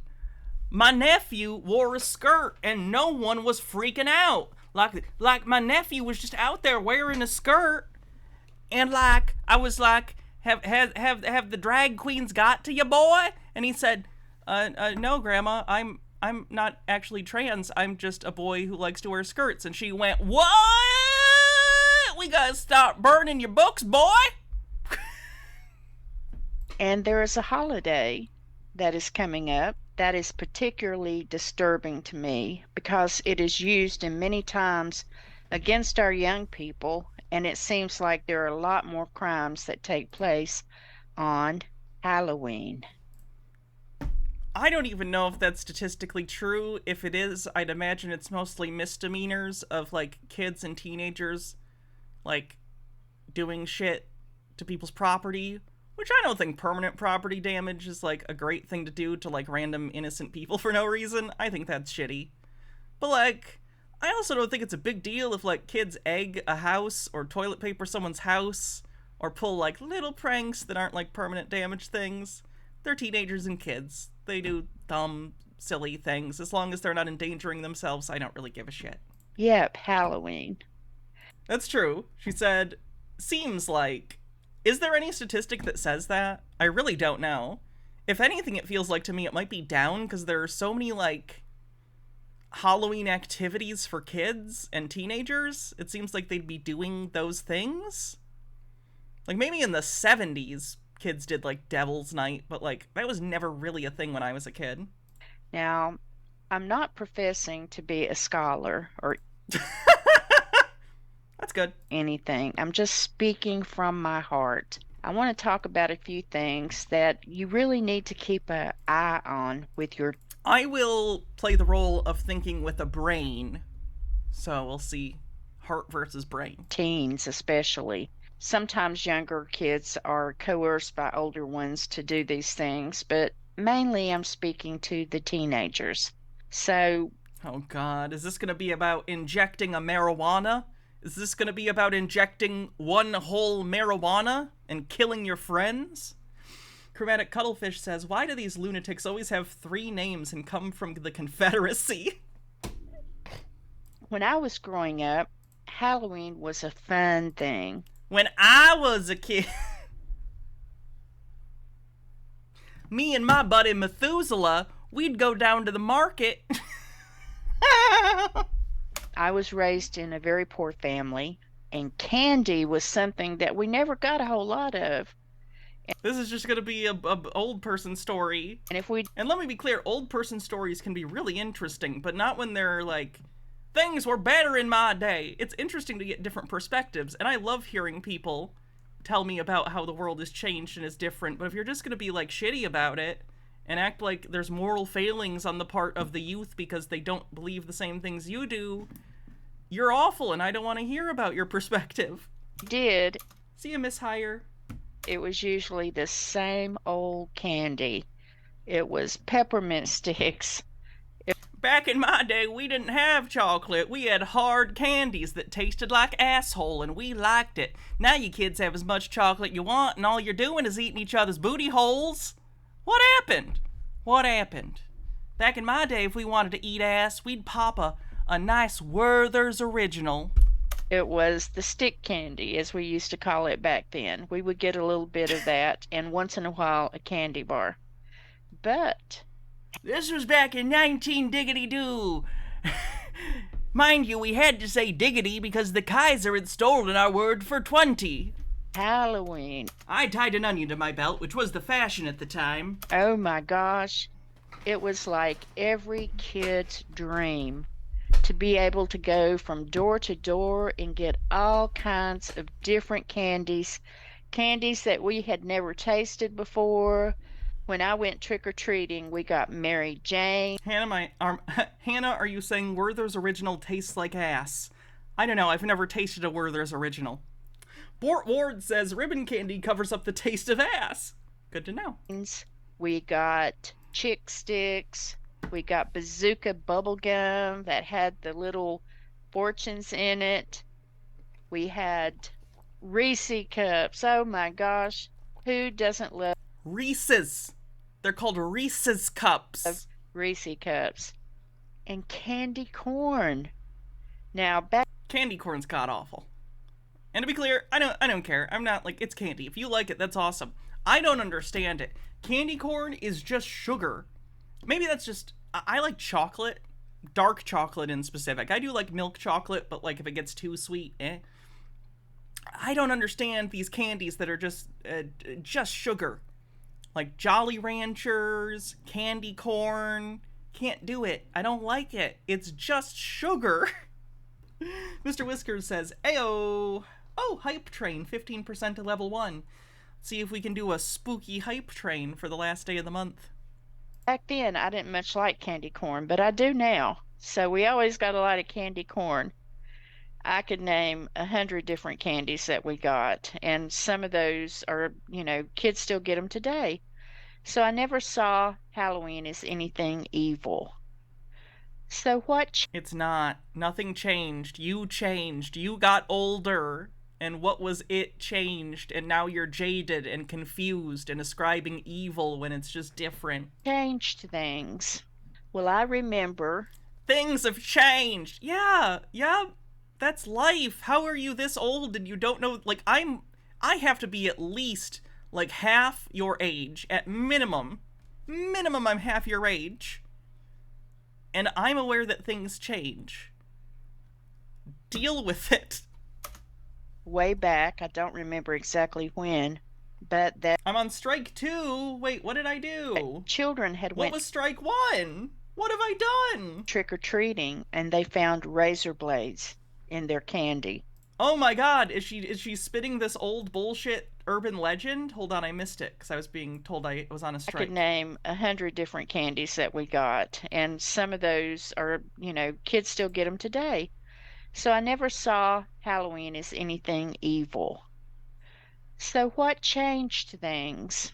Well, I remember way back, I don't remember exactly when, but that children had went trick-or-treating. No, this was a myth. This was a lie. I was making sure she didn't claim this was something that had happened to her, which would be a lie most likely in the first place. No. This was bullshit. This is a myth. People do not stick razor blades in kids' fucking candy randomly. People do not put drugs in your kids' candy.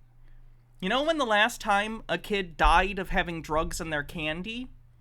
It was a while ago, and it was because an uncle, I believe, had accidentally killed the kid because the kid had either gotten into the stash or something, and then tried to frame someone else by hiding the drugs in the candy. Like, this is not a thing that happens. No one is giving your kids free drugs. Jesus Christ. Do you know how drugs work? They cost money. Ah. Humiliated Grapes, thanks for 200 bits. Medicated Person, thanks for 23 months, says 8 months Prime Streak. Ooh. 1 more month till a sub, baby. 50% to level 1 in a hype train. And they found razor blades in their candy. How would you have razor blades in candy and not notice? Like, really think about this and realize how stupid this myth is from the first place. At the very least, there was a historical time when candy bars were wrapped in, like, foil. Like, I'm sure most of my audience are of an age where they remember Kit Kats and Hershey bars would have an outside, like, wrapper, and then you'd open that, and then on the inside, it would be, like, a foil wrapper so that you could, like, eat part of it and then, like, wrap it up. They don't do that anymore, it's just plastic wrappers. Even back then, though, they did have seals. Like, you would be able to tell if someone opened the candy. And also, I don't know if you know this, if you stick a candy bar with a razor blade, you see it? Because razor blades are fucking big? Like, it's so stupid. Like, it was stupid from the beginning, but especially now it doesn't make sense. Like, this is the kind of thing you say if you haven't paid attention to anything for 40 years. She checked out. She checked out in 1982 and just stopped. Stopped paying attention to anything. Starry Beauty, thank you. I don't remember if I said, but Humiliated Grapes, thanks for gifting a sub. Starry Beauty, thanks for gifting a sub. Aries Corinthier with 14 months says, this is very Old Man Yells at Clouds. I'll count it. I think Old Man Yells at Clouds should both count literally and metaphorically, and this is that. I Might Be the Laughing Man says, my mom's been holding out a bowl of sweets for trick-or-treaters tonight. Are the blades supposed to be in there waiting for the kids to reach in? I don't even know. I don't get it. It's such a weird, stupid myth. Razor blades in an apple. Are this is a weird question. People who have kids, because I don't have kids. I don't have siblings who have kids. So, I gotta ask, if your kid's like elementary or middle or even high school aged, is Halloween still a thing they give a shit about? Because I'm just an adult, so, like, obviously I don't, I'm not in spaces as often where Halloween activities are a thing. Like, do kids give a shit about Halloween still? Is that still, like, a fun thing like it was 20 years ago? Genuinely curious. I don't know if COVID fucked it at all for some kids. Like, there were, like, 3 years there where they didn't trick-or-treat, so are there some that are like, whatever? You love Halloween. Oh, God. How old are you, Miss Quilanius? Now I'm scared.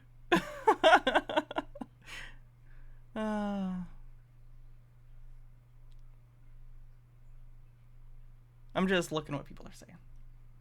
How big do you think her chick tract collection is? Probably about as big as mine. I really do wish. I need to get like an album to put all the chick tracts in. I think those would be fun to collect more officially. KR Goss says, kids do, but there's more school stuff or trunk or treat, so less on the actual Halloween night.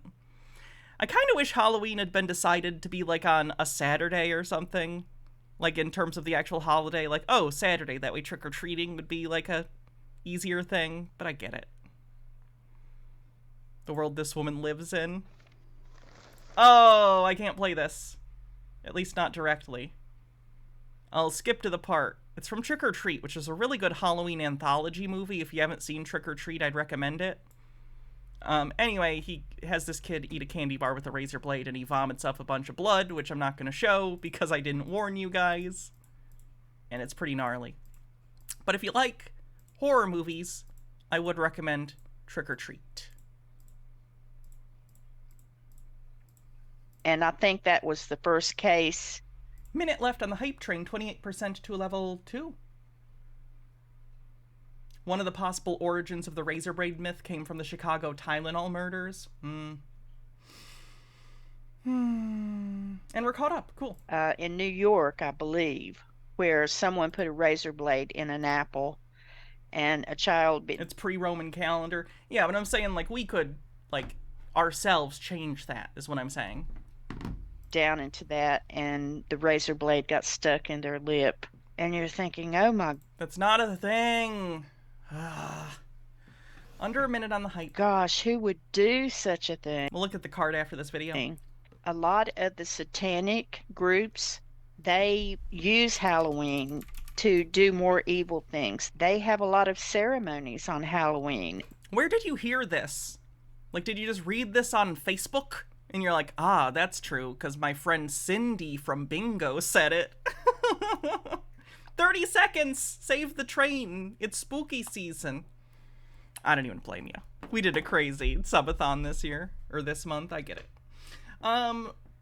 Requiem, oh wait, no, you just told me. Didn't you just tell me how to pronounce this? Requiem. If I didn't have kids, then I would go trick-or-treating. I like candy. Oh, bow wow wow. Who wants candy? Trick-or-treating's fun. Trick-or-treating is fun. They do evil things. Thank you for the hype train. They have rituals and say based on what? What are you basing this on? And all kinds of things like that. So all of a sudden, you know, this holiday for kids to get candy, you know, turns... The funny thing is, I'm sure these same myths are the things that were told to her when she was younger. Like, I'm sure she heard this shit, too. Into something that does children harm. Another thing, I think, that really gave a bad reputation and influence to Halloween was when John Carpenter came out with... Oh, no! Ah! That John Carpenter, she says it like he's a kid. Like... The youths, John Carpenter. John Carpenter is 123 years old. You're talking about him like he's some 16-year-old punk. The movie Halloween. I don't know. I'm just this dang old John Carpenter. And that dang old Jamie Curtis, I don't trust that Deborah Hill woman. I think she stinks of a Jezebel. Literally, Halloween is considered one of the best films of all time. Like, I'm not even talking in horror circles. Like, if you had a list of general top 100 films of the 20th century, Halloween would be on the list. The idea that you're acting like it's some avant-garde, like, piece of cult media, as opposed to being one of the most famous films, not only in the horror genre, but in film in general, and acting as though it's like, woo! I don't know, kind of pathetic. Jesus Christ, can you imagine if this woman had to watch The Terrifier or Terrifier 2? She'd shit her depends.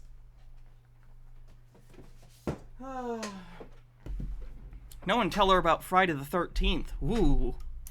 With that terrible, scary slasher personality, Michael Myers. That's so funny, too, considering as much as I love Halloween, it has the best spooky season vibes. The music is on point. The atmosphere is great. It's just a really well-crafted movie with solid writing and, like, directorship by John Carpenter. But, like, if I pulled, like, I don't know, a 20-year-old or a 16-year-old right now and said, okay, put your phone away. You've never seen Halloween before. They know nothing about it, let's say. And I sat them down and just was like, okay, we're going to watch this movie. Would they find it scary? Probably not. Like, I'm not going to say they're not going to like the movie. It's slower paced, so it might be a little hard if they're not used to watching older movies. But, like, is it scary? Not really anymore. It's suspenseful. It's crafted beautifully. But I don't think it's viscerally scary. I think as an adult it's scary because, you know, I can think about the banality and the creepiness of just a person you can't negotiate with, just the kind of person that will thoughtlessly take your life and not care. Like, that's a scary concept. But I also don't think viscerally as a 16-year-old or a 20-year-old you think about that because you think you're immortal. So you don't think about the sort of existential horror of that. Or, like, the thought of Jamie Lee Curtis's character as being the babysitter of the kids. As an adult, you know, you're like, oh my god, kids are in danger. I think that's the normal response, is like, not only am I in danger, that's secondary to I am responsible for these kids and they're in danger, and that comes with its own fear, which again, I don't know if a 16 or 20-year-old is going to attach to immediately. But, like, The idea that, again, it's super viscerally horrifying or scary these days, very out of touch. Very, very out of touch. Again, one of my favorite films of all time.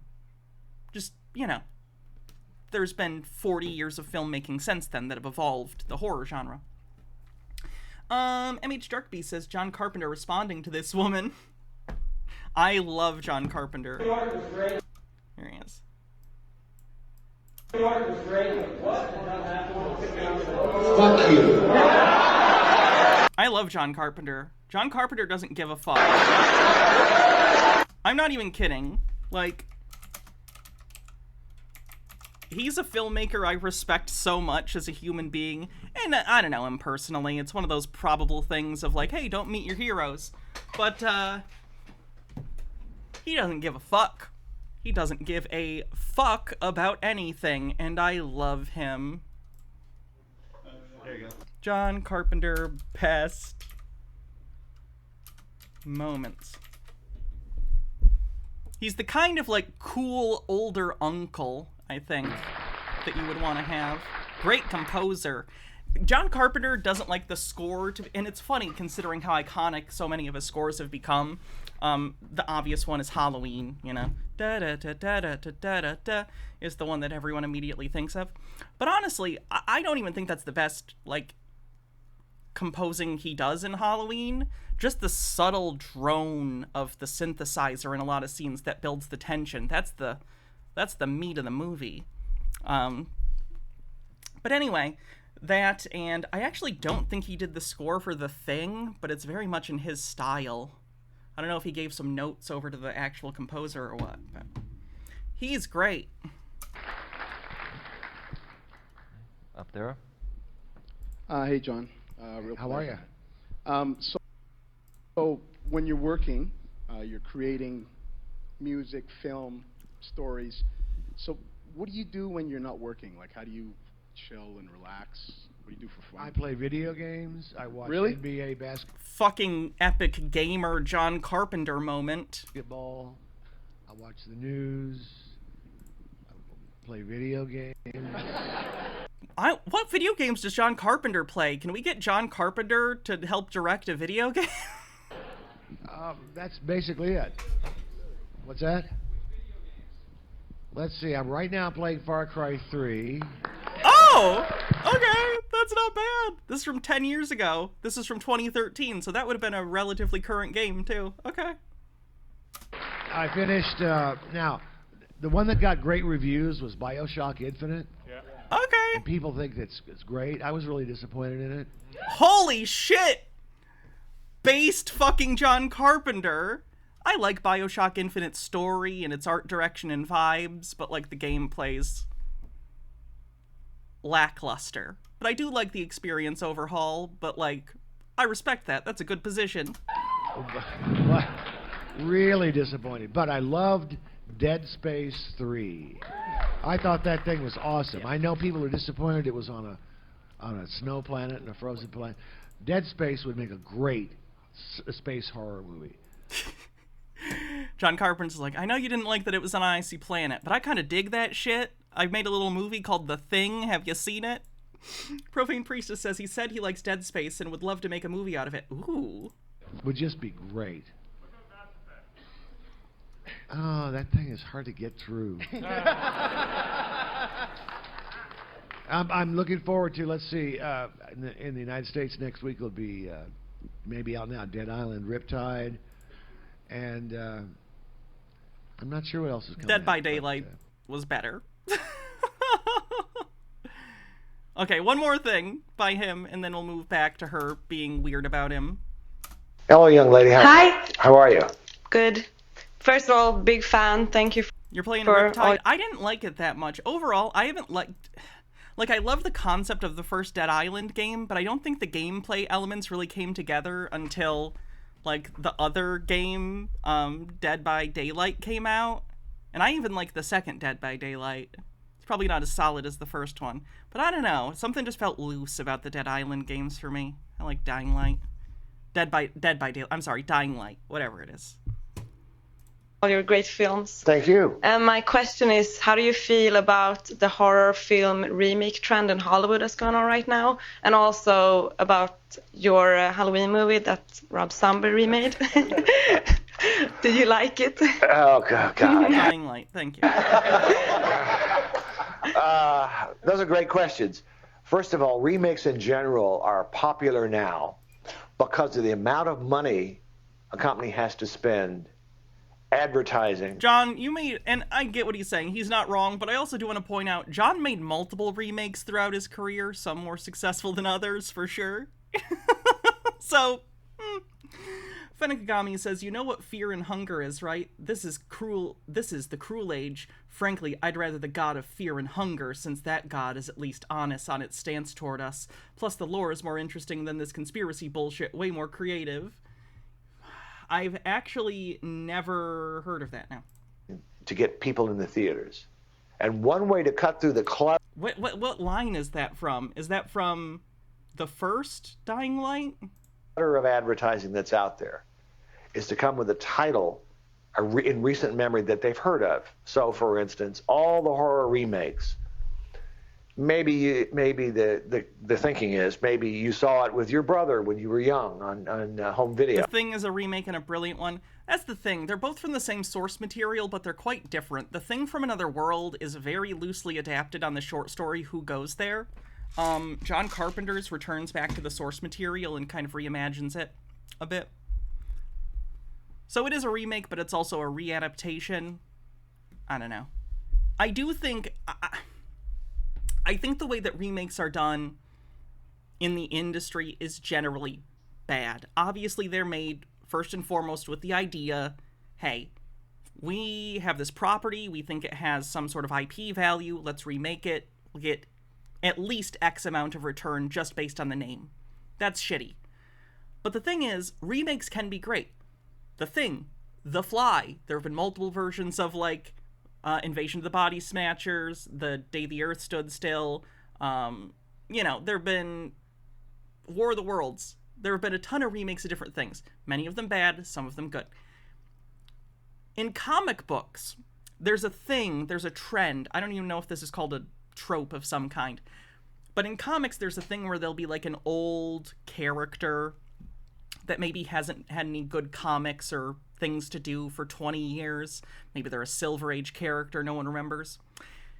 And then someone with a creative idea will take that character and do something new with them that's surprising. I'm thinking things like Animal Man, Miracle Man, Bendis's Alias series, what he did with Jessica Jones, like Mr. Freeze. So reimaginings of characters and concepts like that, I think, are great. But the problem is that's a very creative first mentality, and that's not something that the studios generally use to dictate what projects get made. Like, they would need a director or writer to come to them and say, hey, this movie, I want to do a remake because I think I have a really unique take on what to do with this concept. And that's just not what they're doing. They're going, what are our IPs that we think will make money? Let's get one, find a director who's willing to do whatever we say, and throw this thing out there. So remakes are a dirty word, not because the idea in and of itself is inherently bad, but just because the way that it is used is incredibly cynical and based entirely on short-term profit instead of actually creating a fulfilling, interesting piece of media with something to say. Or you've seen it on television. Requiem says, I prefer the remake of Hannah Reloaded. The original wasn't femme enough. Agreed. I agree. Hannah rebooted. And we're going to update it. So it has a built-in awareness, which is the number that they're trying to reach, to get the audience, the customer out there, aware that your movie is in the theaters. And it tends to be why they remake horror. Horror has, I'll say a word about horror. Horror has been with cinema since the very beginning. It grew up part and parcel with the image, with cinema. And it will always be with us. It's one of the most popular genres of all time. And it's an all-purpose genre because it keeps changing. Every culture Every few years, it morphs, it changes into something else. It brings the sensibilities of the age in which it's made, that's what's so fabulous. If you look at Frankenstein or Dracula or The Bride of Frankenstein, the Karloff films that were made at this studio, they're very much of the 30s and the Depression. They're Depression era movies. They're speaking to those audiences. But if you look at modern horror films, they're speaking to you guys. And they bring the sensibility that you've become used to seeing and you demand seeing in film. And, God, Alzheimer's has hit me. What you asked me about... He's so funny. Rob Zombies. Yeah. I like him because he doesn't take himself too seriously. I think that's an important trait. Well, I would say nice things about him, but, you know, we did this... I thought it was going to be a real cool deal for the History Channel, Biography Channel, whatever that is. They were going to do about Halloween. I thought, ooh, that's pretty cool. Until I noticed that they did one on Caddyshack. And I thought, wow, what is this? Anyway, they interviewed him on that biography and channel, and he lied about me. He said I was very cold to him when he told me I was going to, and that he was going to make it. Nothing could be further from the truth. Well, Jessica Jones is based off of former Avenger. She just was like a really C-list Avenger called... God, what was her name? Someone else is gonna have it, I'm sure. Some gem-based thing. It was like a purple gem, like a white spandex suit. That's what I'm saying. She was a character, it's just that she barely existed as a character and then was turned into something by a different creator. That's what I'm saying. Get your own movie, man. You know, this is yours now. Don't worry about me. I was incredibly supportive. Why that piece of shit lied, I don't know. He had no reason to. Why did he do it? So, frankly, that will color my response to the film. If I take that away, I did not... I thought that he took away the mystique of the story by... Rob Zombie seems to not understand Halloween or Michael Myers at all. I have those movies, but they're terrible. They're just terrible.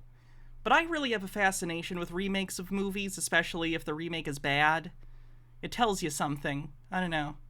I think the same idea done well and then bad tells you a lot about what works about the thing that works. You need to see what doesn't work sometimes to have a greater appreciation for the thing that does work well.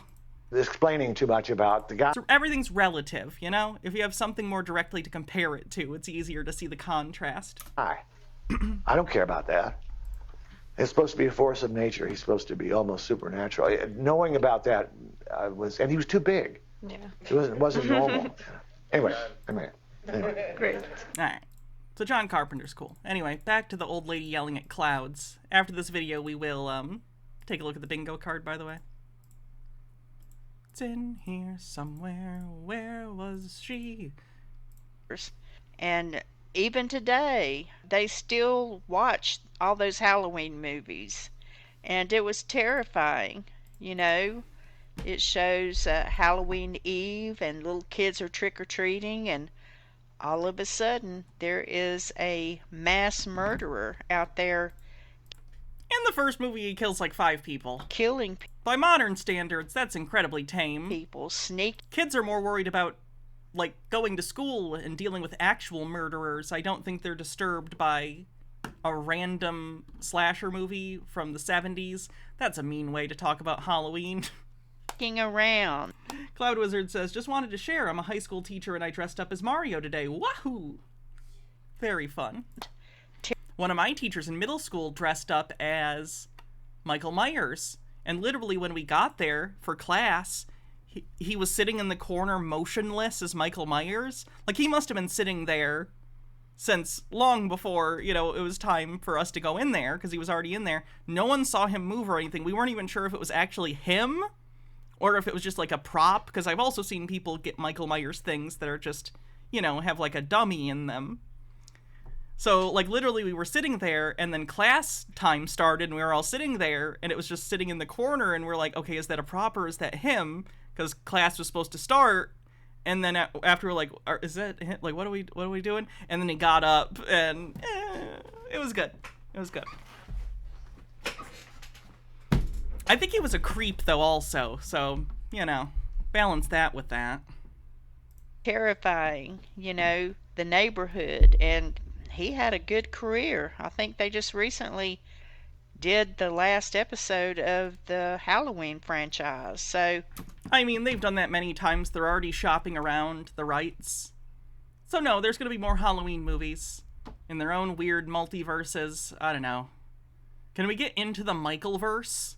Can we have, like, Halloween 1 Michael, Halloween 4 Michael, Halloween 6 Michael, Rob Zombie Halloween Michael, H2O Michael? Let's just go all of them, and they can all fight each other. I hated the last Halloween movie. I really did. So, do better. You know, gave it just like an evil vibe. Wow, the horror movie about a serial killer had an evil vibe. Evil dies tonight. You know, Hollywood made it seem cool. Do something spooky, do something scary. Is she familiar with the Saw franchise? Just look at the way that Hollywood glamorizes all of this in their movies. You remember way back in the day when The Exorcist came out. I actually didn't know that, Annie Kai. Weird. Did I Mandela affect myself? They had to make that so horrible. Everybody wanted to go see. Again, it's not horrible. It's a really good movie. Linda Blair's head turnaround. Oh, you're talking about The Exorcist. Again, that won an Academy Award. Like, not that that's, like, the line for what's considered, like, a good film. The Academy is stupid all the time, but, like, you're acting as though this is some underground, like, snuff film. It's one of the most beloved and popular films of all time. Like, I'm not even that big of a fan of The Exorcist. I can appreciate the filmmaking, but, like, the movie just doesn't do it for me, because I'm not, you know, I'm not Catholic, I'm not Christian, so, like, demons don't scare me. Again, though, I will say, not a scary movie if you showed it to a youth. Like, I didn't even think it was really scary when I watched it for the first time 10 years ago or so. I was like, oh, okay. It's a well-made movie, I get it, but it's not scary. Marcus Drake says, if you wanted to criticize Hollywood for glamorizing evil, Hannibal Lecter is even in the same genre. That's a good point. She's not even pointing out, like, characters that glamorize murder. Like, both Halloween and The Exorcist are very clear what the evil is and that it's the antagonist of the film. At least in the Hannibal films, sure, he's obviously a bad guy, but in the second one, he's cast as a protagonist. Even if he is a bad guy, he's still the protagonist of the story, so you're seeing a lot of it from his point of view. And also, he's presented as a very sophisticated, intelligent, like, confident guy who's very successful. Like, I don't think that that's sending any message that's, like, bad, because that's just what the character is. That's how a lot of evil people are in the real world, is they're very charismatic and likable, except for the terrible thing they do, in this case, cannibalism. But no, she picks the faceless evil of Michael Myers, who you're not supposed to like. Like, he's supposed to be scary. He's the boogeyman. And they've recently did another remake with Russell Crowe. Another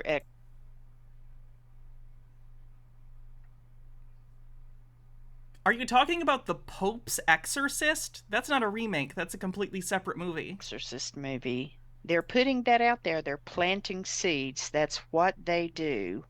Planting seeds. So, like the verse says, we fight against principalities. There are people in the movie business, big names, big production sites. There are people in name a production. Name a single current actor. High places, like the Bible says, in positions to get these things out there, to make them entertaining. I mean, what are some of the most best-selling movies? They're scary. Blood, gore.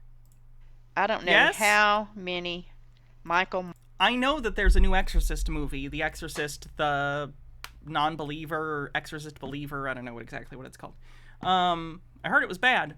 No, she mentioned Russell Crowe, though, and he was in a movie called The Pope's Exorcist, which I think she is confusing with an Exorcist film. Like, it is a movie about an exorcism, but it is not an exorcist film in the literal sense.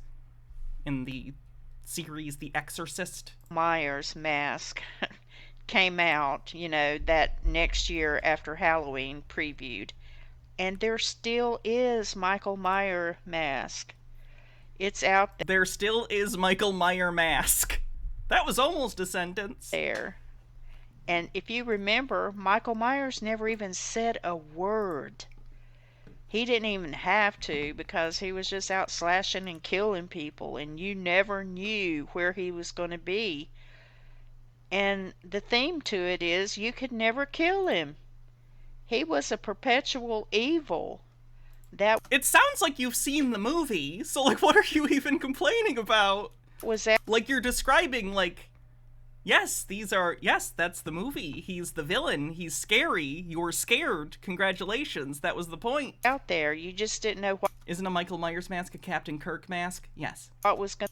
The original Michael Myers mask, as I think everyone knows at this point, is a William Shatner mask that was painted white and modified slightly. To happen. I mean, I don't know how many movies he lived through. At least 3, 4, 5. I'm not sure. Oh, honey. Oh, boy. Let's see. 1, 2... I'm not going to count 3 because he's not in it. 1, 2, 3, 4, 5, 6, 7, 8, 9, 10, 11, 12. I count 12, including the remakes. But, I'm sure he was the nightmare for a lot of little kids. Hey, hot take. Halloween is not for children. Like, I'm not saying... Let's say I had a kid. It would depend on the kid, it would depend on their personality, and if they wanted to. I'm not going to make a kid watch a scary movie they don't want to. But if I had a kid and they were like, oh, Mom, you like those scary movies? Can we watch a movie for Halloween? If they were like 12... I think 12's reasonable to maybe show them the first Halloween movie. Skip over maybe the, like, nudity parts, or something, because that's just awkward if it's your own kid.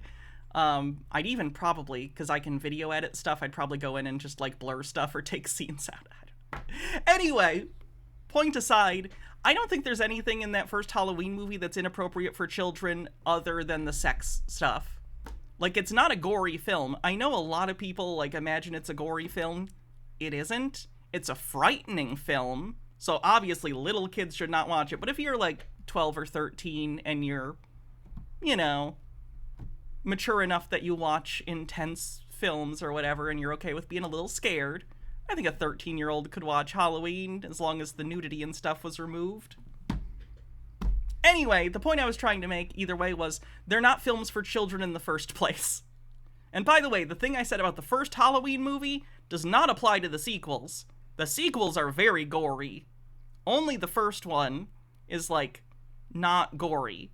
The subsequent films, gory. You should not show those to kids under any circumstances. At least not till they're older. Maybe 15, 16. Anyway, the point is the Halloween films aren't for children. So maybe stop clutching pearls like a Simpsons character. But think about the children! Not everything in the world needs to be for children. Not everything in the world is for children. Most people in the world are adults. And that's fine. A terrifying nightmare. So once again, I understood Hollywood that reference, glamorized Lucas. Something evil. They made lots of money out of it. Now, I like John Carpenter. He is a good producer. Director. I mean, I'm sure he's produced things, but he's most known for directing and soundtrack. He does really good. I saw The Thing and The Fog. Wait, you liked The Thing? You liked The Thing, but not Halloween? Okay, so it's not even like a gore thing. What is your problem? What? What? That's confusing. I don't understand her moral compass now. Because clearly it's not about, like, the murder.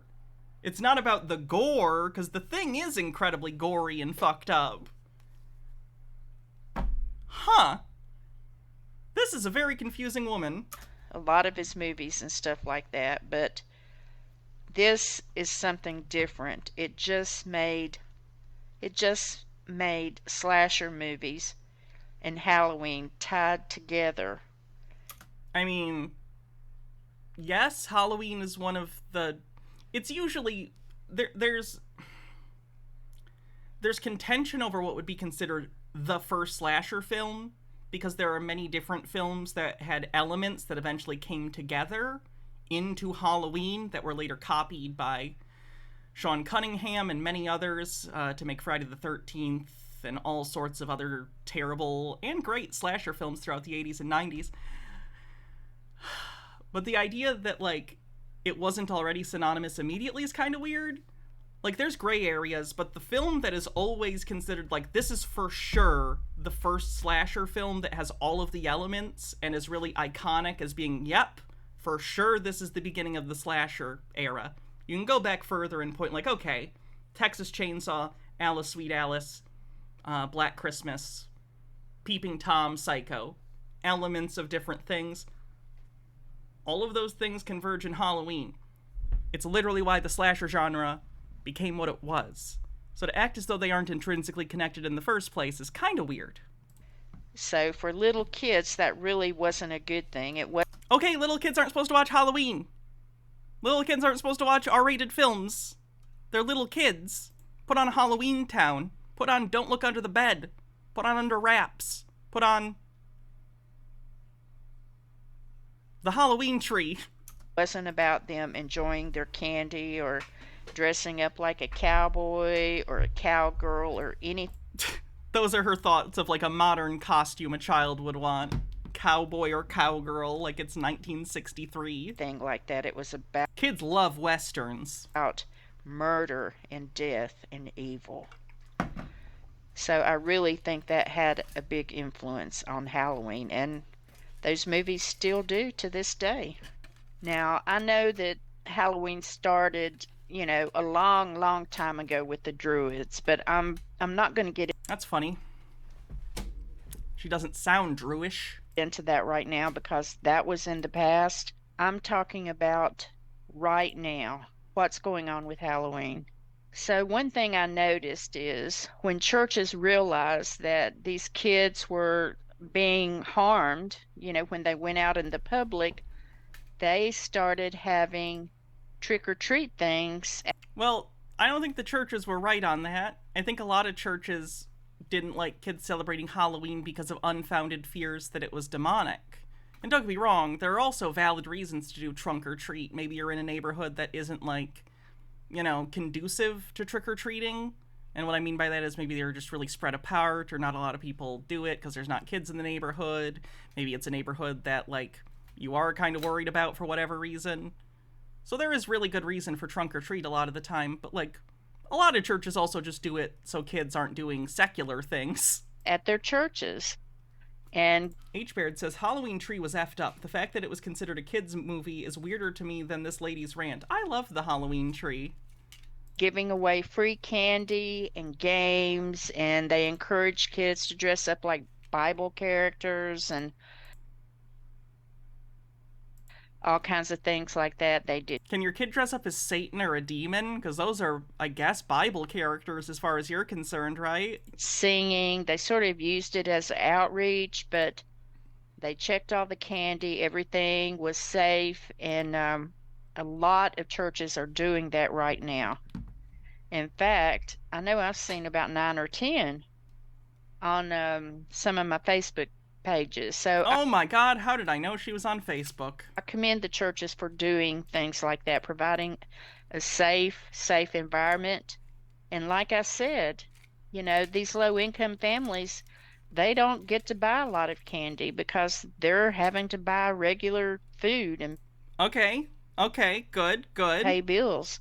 Okay. So candy still is a treat for a lot of kids. Accidentally based on the bingo card? So what's bringing on the evil? So I mainly want to talk about one thing that I think is very significant and that we really need to focus on. First Rick of all, M. I wanted to... God damn it, I suck. I'm so sorry. Rick M. I called you Requiem. Jesus Christ, I suck at this job. Tell you, as a Rick M. Christian, as a human being, I want to tell you that demons exist. So I know you're saying, well, how can you say that demons exist? Well, first of all, because the Bible tells me that they exist. Ancient wisdom on the bingo card. What are demons? Is there any... All right. I'm done with old grandma lady. Articles of God or the... Let's take a look at the bingo card and we'll get on to something a little more, exciting. Let's see. Ancient wisdom. Kind of surprised we didn't get a They Live reference, considering she was talking about John Carpenter. I'm gonna say staggering levels of hypocrisy, just because she's, you know, she was fine with her Halloween, but kids celebrating Halloween these days, obviously that's evil.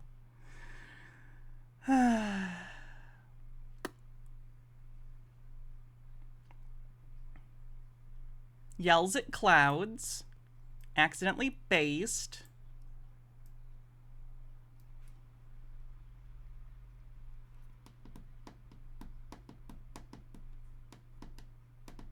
My research said not by a researcher.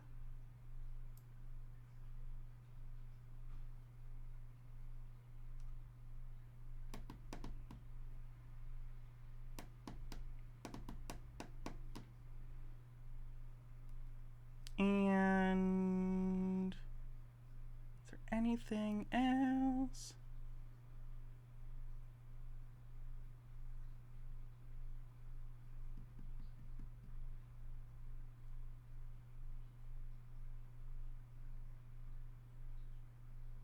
Rounding error numerology? I do remember that one from the 33rd parallel thing. Okay, I think that's it, unless someone else has something else. What about this movie? Oh, Mad Monster Party, which was done by the Rankin Bass people. Is Rankin Bass anime? This recently came out of Umbrella. Umbrella put out a Blu-ray of this recently. Forrest Espion says, here's some short videos on Christians still freaking out over Halloween and one long 80s vintage VHS on Halloween Satanic Panic. Ooh. Cool. I know it's stop motion. I was just joking because if you don't know, the Rankin Bass stop motion was animated in Japan. So it is Japanese animation, but obviously it's not anime. It's a joke.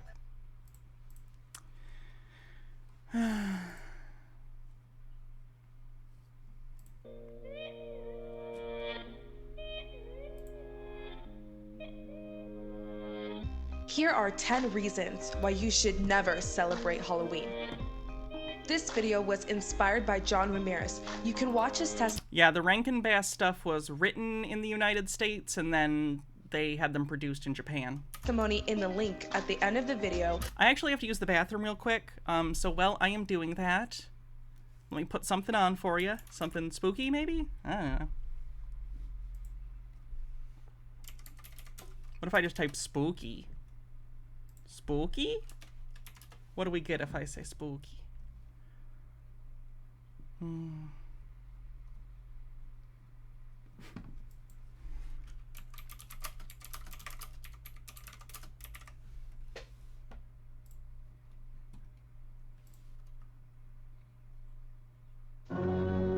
Here, watch this for a few minutes while I pee. Be right back.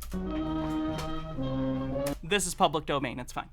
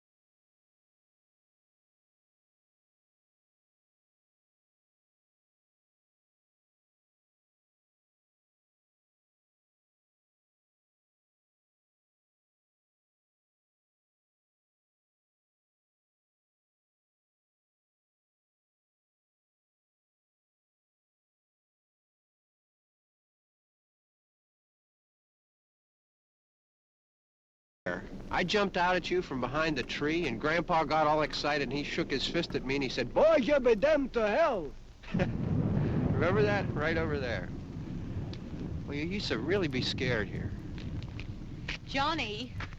You're still afraid. Stop it now, I mean it. They're coming to get you, Barbara. Stop it! Stop it! You're ignorant. They're coming for you, Barbara. Stop it! You're acting like a child. They're coming for you. Look, there comes one of them now. He'll hear you. Here he comes now. They are brother and getting out. sister, yeah. Johnny.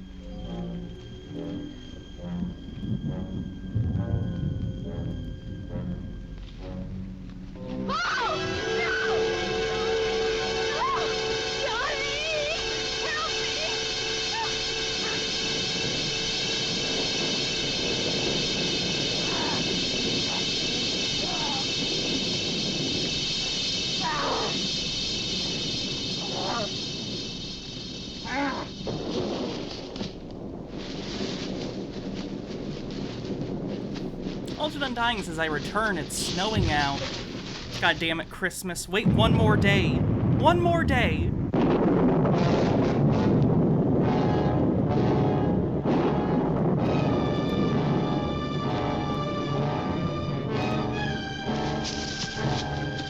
There's really no reason she shouldn't outrun him here. It's not that, yeah, okay, Oh god. You waited until then to take your shoes off? God damn it!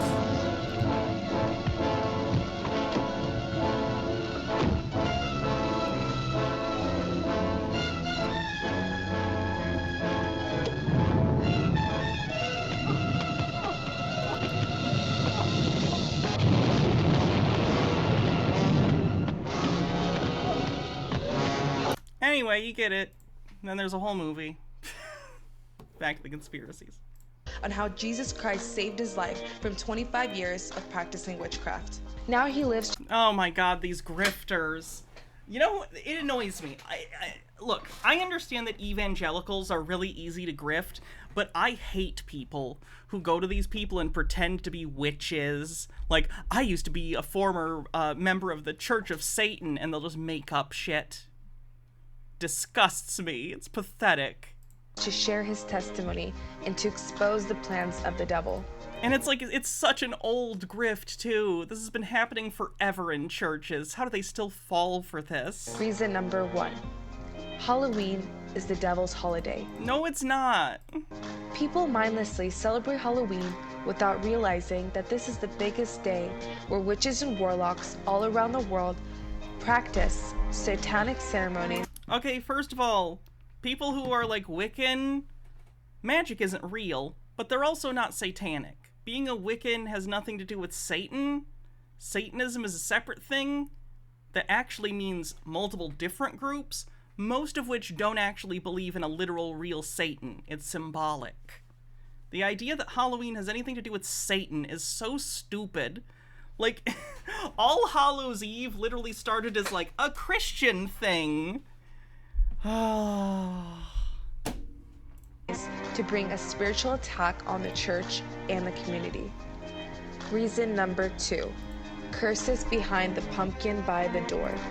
The pumpkin represents the demon that controls the room. Aren't most Christian holidays stolen pagan rituals? Stolen's a loaded term there.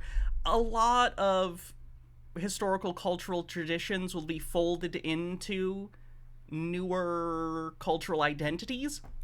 So for instance, when Rome was converting from, like, you know, Roman gods to Christianity, it's easier to convert people if you still get to do the fun festivals and stuff you used to do, just for a different reason. So stolen is, I would say, an incorrect way of describing it. It was modified, and that's not abnormal historically. If a society undergoes a shift, but there are like certain holidays and traditions that are observed, often those will just be changed and tweaked over time. People like holidays. Whose name is Oshun, type of Jezebel in Santeria. This pumpkin brings demons. Like, I'd argue that that Christmas has undergone a secularization over the last century.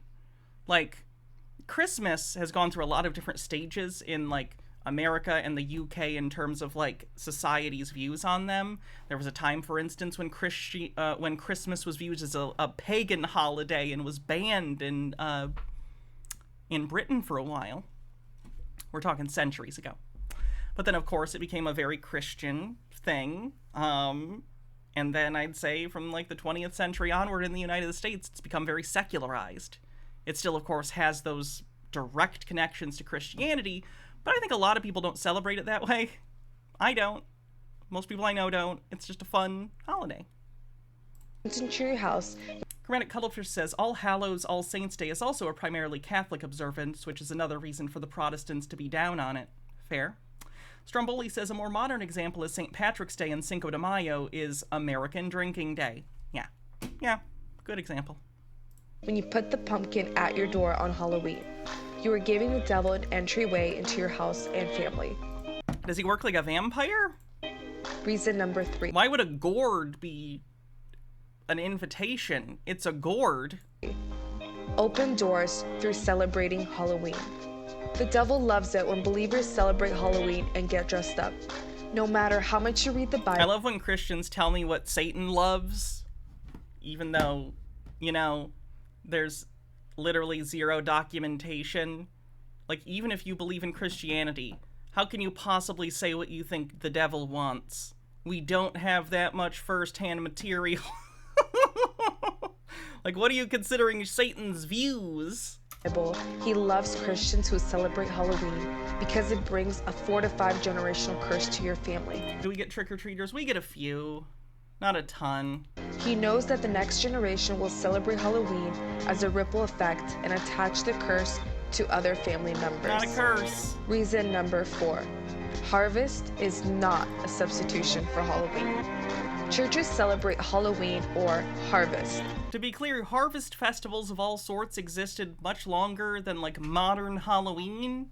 Like, that's a pretty common thing, especially for, like, subsistence communities in the past, where it's like, oh, we made it through the planting and harvesting season.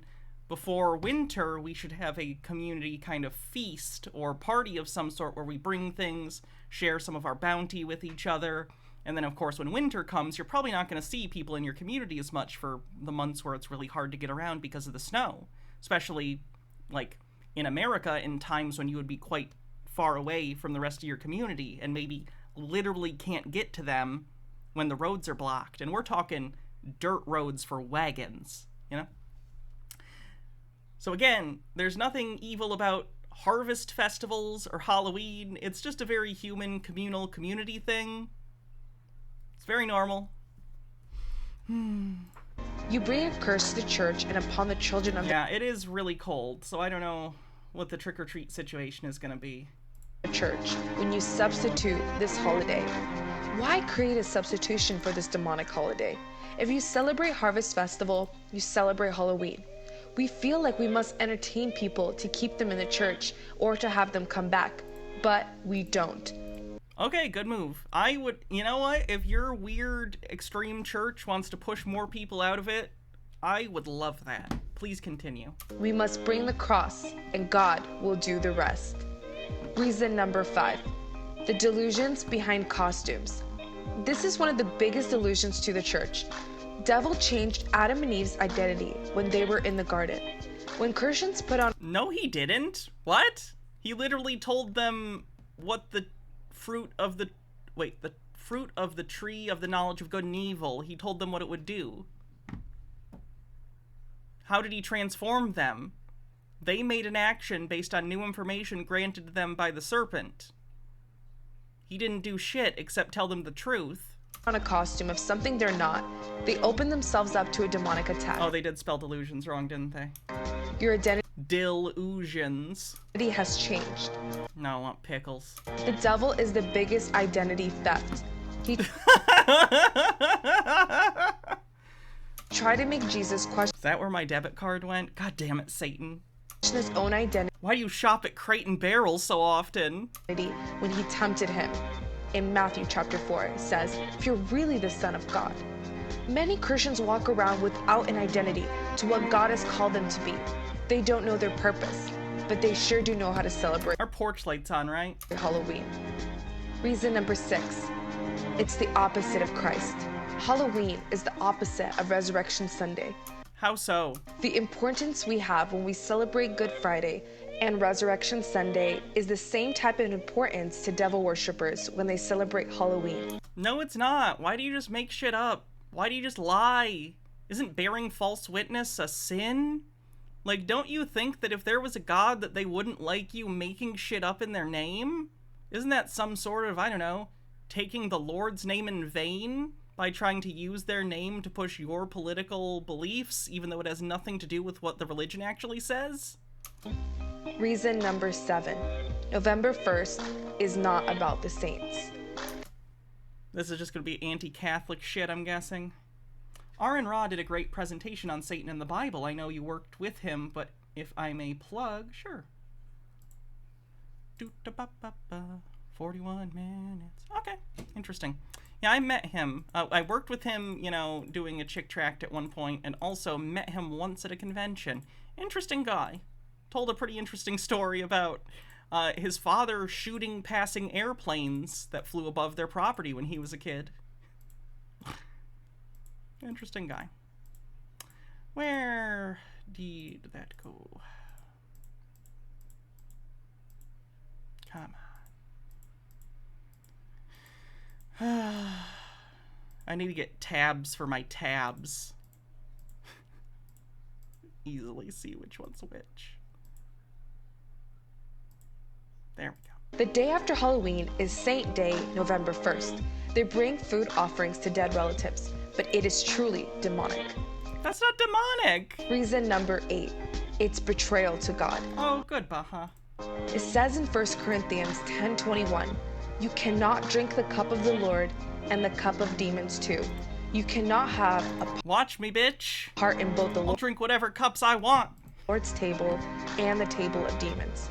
How can you call yourself blessed and saved while celebrating Halloween? For example, it's like saying a married couple. The Bible says that all I have to do is ask for Jesus' forgiveness and I'm saved, so I'm gonna celebrate Halloween anyway. Again, I'm not religious, but kinda seems like you don't know the rules either. Says they love each other, but then they go off and commit adultery. Reason number 9. Curses become active when... Do you mean idolatry? Because adultery is like cheating on your spouse, on your partner. Idolatry is worshipping idols, which is, I assume, what she meant? Halloween begins. Curses start when they celebrate Halloween. The whole picture of Halloween is to bow down to the devil. The biggest witchcraft is done on Halloween. Coffins, bones, etc. Etc. Coffins and bones. You can complete the rest of this sequence. Halloween is an abomination to God. When you create I remember in the Bible where it says that. Harvest or a Halloween party, carving pumpkins, putting up spider webs on windows, buying goblins, or any other demonic related object. Don't tell me if and when I can buy goblins, goddammit. My goblin habit is none of your business, okay? Why are you so concerned about my purchasing of goblins? I don't have a problem, you have a problem. Pterodona says, why are these Puritans so effing boring? Really, really fundamentalist religions often try and isolate people from society at large, secular society, because if you have stronger connections to the world outside of that really insular religion, you're more likely to see alternatives and be more comfortable leaving that fundamentalist space, and they don't want that. Must hydrate. Repent. Cut off all those ties and close off those spiritual doors. Break the curses off your family and the next 3 to 4 generations in your family line in Jesus' name. Reason number 10. Halloween is a trap set up by the devil. Halloween is a poison to believers and non-believers alike. I feel like you're just like repeating yourself at this point. You just wanted to get to a certain number of reasons. Because, like, this is the same as you saying it's satanic. Many people get killed, shot, and go missing on Halloween. I mean, that happens to people every day of the year, which isn't fun, but, you know, crimes happen all the time. It's a big world. Don't play with fire. If you play with fire, you'll burn your whole house down. The devil has a mastermind strategy on how to deceive people. Remember, he is the father of lies. The devil Again, why do you think that? In the first chapter of the Bible, which I know just says serpent, but Christians believe that the serpent is Satan.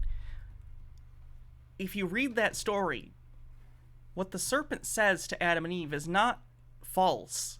God lied. And again, I'm not casting any, like, aspersions on anyone's personal beliefs. I am just saying, if you actually read the story, God tells them, if you eat of the tree of the, eat the fruit of the tree of the knowledge of good and evil, you will die. Which is not an accurate statement. And Satan, or the serpent, says, hey, he actually just doesn't want you to know good and evil like he does. If you eat the fruit, you'll be like God, in that you'll have moral understanding, you'll have moral reasoning, and know that some things are good or bad, morally. And then they eat the fruit, and that happens. So, Satan isn't a liar. God is in that situation. Even worse, it turns out it's not like the fruit's poison. They don't die immediately. God just makes them mortal.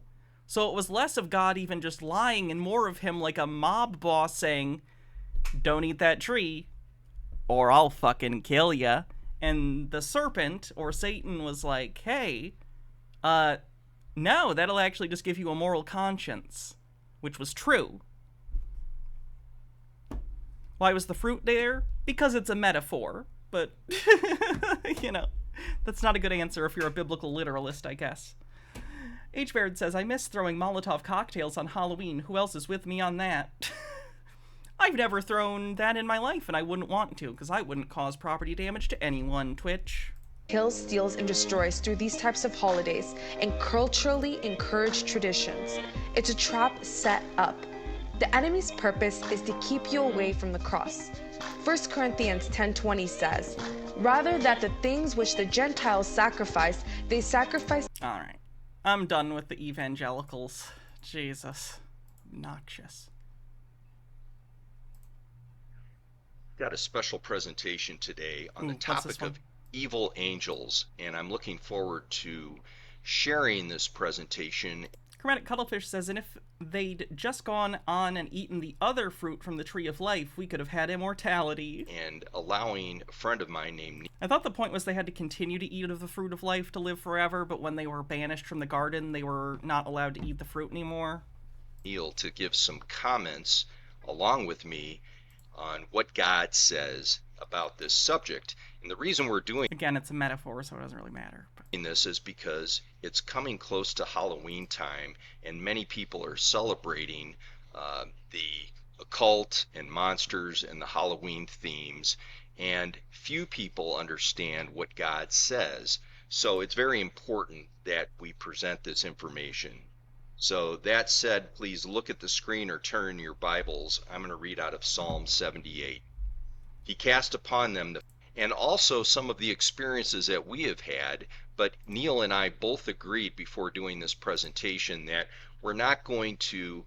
DJ Shay, thanks for the raid. Welcome, Raiders. We're doing Tinfoil Tuesday, looking at weird conspiracies, many of which involving Halloween. How you doing? Hope you had a good stream. Make sure you follow DJ Shay here on Twitch. Could we get a link? Dr. Gamble says moments after the exile. Is this the... Oh, in season 2 yet. Don't spoil me, please. Oh, Profane Priestess says, the tree, which probably wasn't an apple, was a metaphor about growing up, about the death of your purity. Once you grow older, eat the fruit. You can't go back to Eden or state of blissful ignorance that is childhood. At least that's my favorite anthropological theory. I like it as an analogy or metaphor for the agricultural revolution. Taking of the fruit, learning the knowledge of agriculture, and going from hunter-gatherer society to stay-in-place villages that subsist off of farming. But that's a whole thing.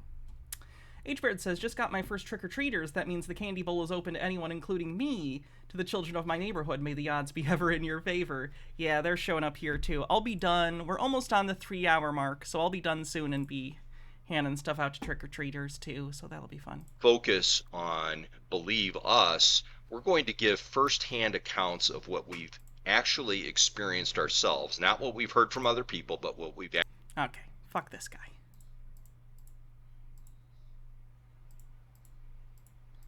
Ah...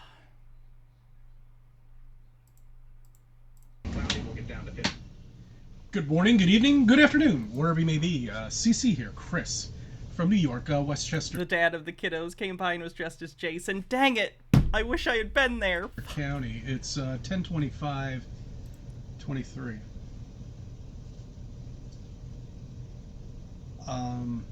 As usual, I'm extremely disappointed with the Wall Earthers who still haven't done any of their research. Do your own research on the bingo card. And really does disappoint me, because they just seem to be clueless to the world.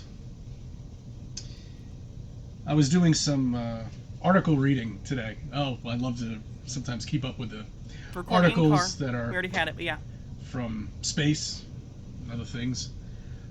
They now say that the articles are from space or they're about space. In a solar system bubble. Yeah. I guess the whole universe is in a bubble, right?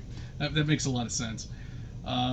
Chris, I don't need to hear your second-hand understanding of a second-hand understanding a science reporter did on something. Science reporting is historically really bad, and him reading it, probably misunderstanding it, and then regurgitating it in his own Chris way, probably so off the mark I don't even know what the real thing he's talking about is. Nonsense that they just spew out to reinforce space. They can't do anything. You're not going anywhere. You'll never land anywhere because there's nowhere to land except here on Earth. That's the only place you're landing, or crash landing into the ocean. That's it. The ocean is also on Earth, fun fact. You're not going anywhere. You never will. I mean, I probably won't go to space, but, like, people have been there. Moira Soma, thanks for gifting a sub. Will be fed fake pictures of probes going around somewhere in Arizona, or, I don't know, some mysterious island that nobody knows about, because there's... If there was somewhere that was secretly being used to film, like, Mars rover stuff, 4chan would have found it by now. Definitely more land, guys. That's right. God, the creator, he or she, whoever it may be, didn't quite want us to figure this out immediately. Rest. Enjoy yourself. Start a family. Do whatever is in this hellhole that you're in. I don't even understand that as a narrative, because in this story, God is all-powerful and is capable of creating any world he wants, but he knows it's a hellhole? Okay. Seems a little weird.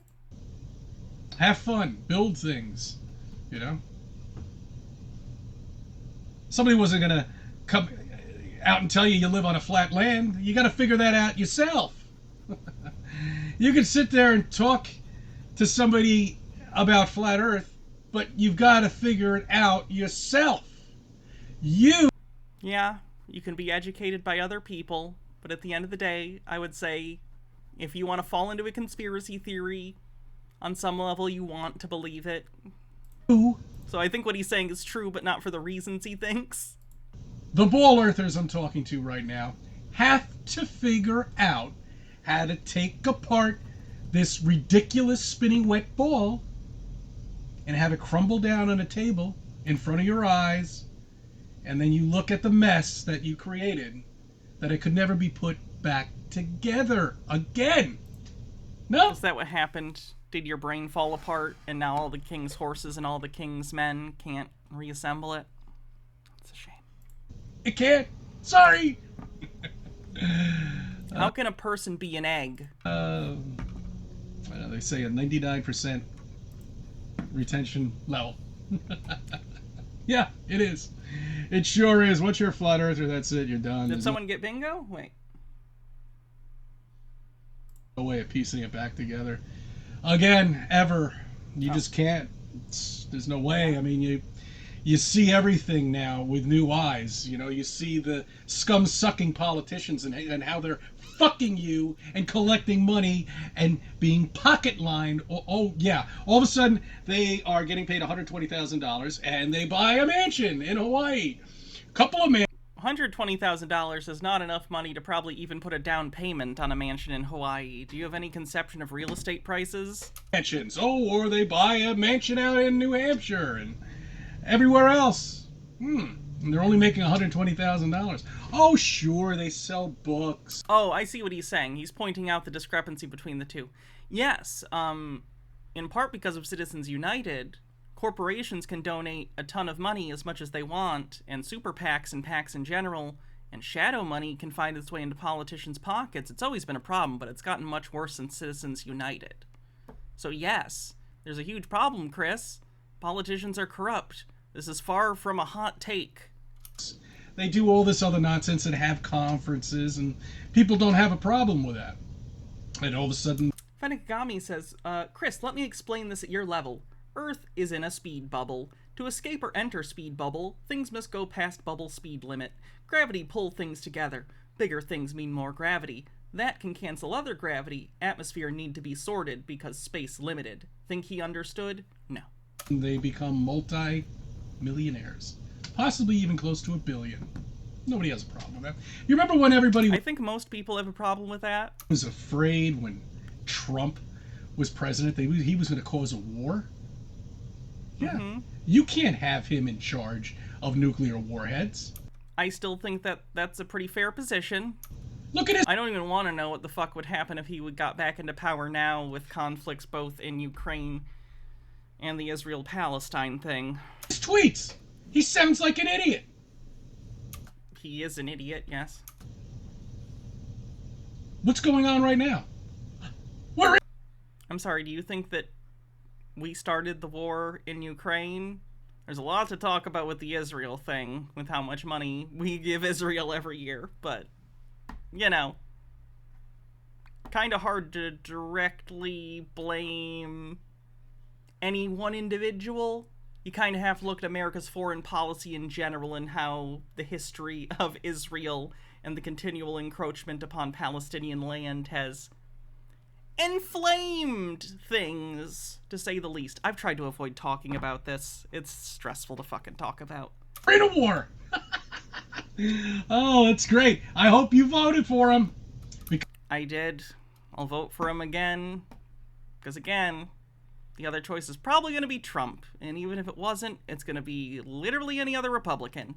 Because this is what you get when you go out and vote stupidly. This is it. The situation you're in right now. Nonsense bullshit. People who could care less about you. People who want to see you suffer. Hitting the middle class, and that's what the politicians do, who are currently in office right now. Because they can't, the rich aren't really in trouble right now. You know, it's just the middle class. Chris, there's no such thing as the middle class. There's working class, and then there's capitalists. You're working class, I'm working class. There are, like, owners, and there are workers. Class, you know, the upper middle class, too. You know, those are the people that they hate. They hate those people. Like, the closest thing you could get maybe to something considered middle class is someone who owns a small business and also works it. But even that is usually a temporary time in which they're hoping to eventually get to the place where they can hire more people so they don't have to do that part of the job. Okay. Anyway, you get what I'm saying. Stephen J. And Neptune they're Man showing says, how much. I got to see a flat earther getting dunked on this week on Twitter. He was bombarded with facts and evidence that the earth is round, and his response was always, nice try, globe head. Yeah, I've been hearing shill a lot. You hear a lot of thought-stopping language from conspiratorial groups. Much they hate us, shall we say. If you're rich, good. Go in your jet, go up into the sky. I don't think that if you're rich, good. If you're rich, you have probably made money off of the backs of other people who need it more than you do. I'm fine and happy with people who live comfortable, safe lives, have nice houses, a way to get around if you're in a place where you require, like, cars. But the obscene wealth obsession in the United States and the number of people who have an addiction to acquiring wealth to the point that it is detrimental to everyone in society around them, it's a systemic problem that's affecting everyone. Sky and show yourself that the earth is flat, but you're going to get chaperoned. Remember that. There's only certain places you can fly.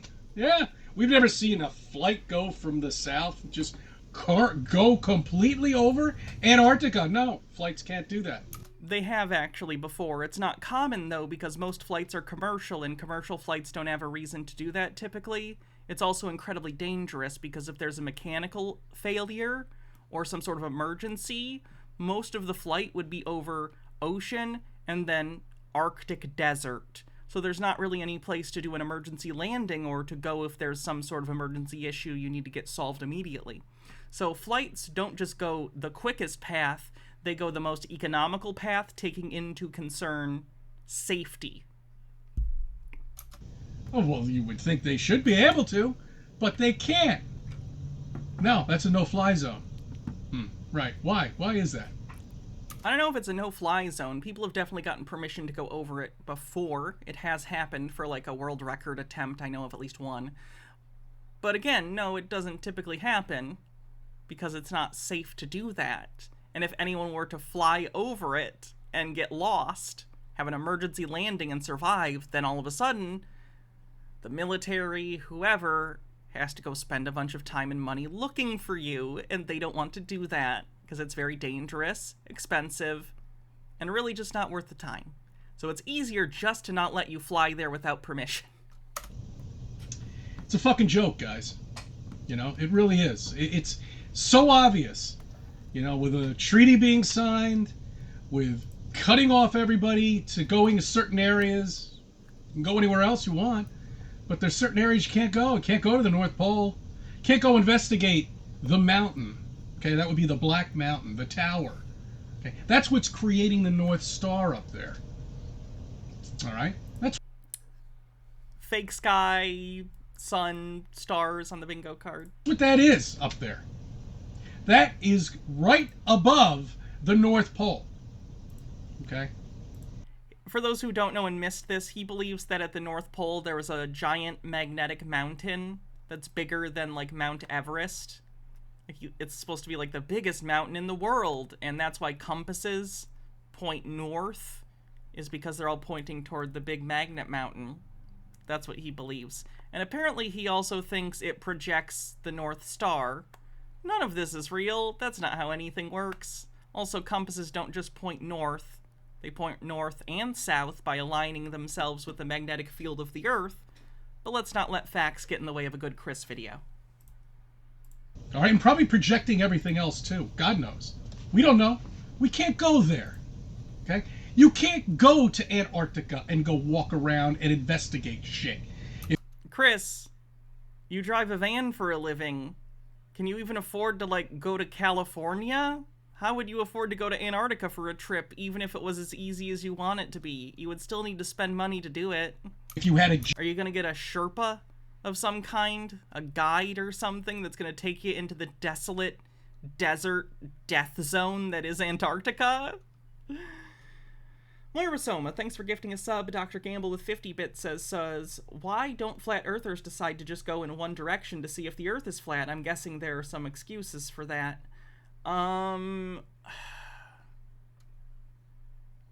That's actually a good question. I actually don't know. They don't like to do falsifiable things a lot. That would cost a lot of money and time, and I don't think they want to do it. That'd be good, though. Jet, or you have the resources of going down there. What do they say to people who sail around the world? They think that they have sailed, like, the circumference of a disc. Like, on the outer edge. They don't think they've actually, like, gone around something. And a battleship with all sorts of food and all that shit stored. They wouldn't allow you to go there. They'd blow your ship up. I don't think they'll blow your ship up. I think they'll ask you to leave if you're not a threat to them.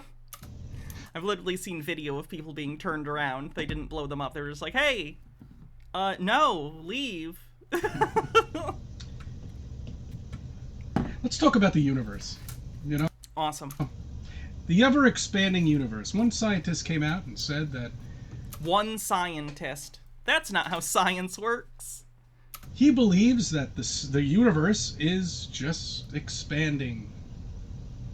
That's not how any of this works. One scientist didn't say that. It was in a paper at some point and then tested, and it's been shown to hold up to scrutiny and attempts at falsification. So I'm going to say doesn't understand how science works on the bingo card. Infinitely. Into nowhere. Okay. Alright, you see, the thing I don't understand... Like, he thinks this is how science works. Like, he thinks scientists, which to him are all one thing, he thinks sit at a desk at work like he sits in this vehicle and just thinks of crazy shit and writes it down, and that's what he thinks science is. And I'm gonna have to cut this short. God. Alright. I thank you for subbing, I thank you for viewing my videos, and let me be a part of your life. I'm not gonna lie, I'm pretty glad that got cut short. That was not worth it. He's just the worst. He's just the absolute worst. Oh, I feel like I maybe want to avoid Peter today. Watch him another time.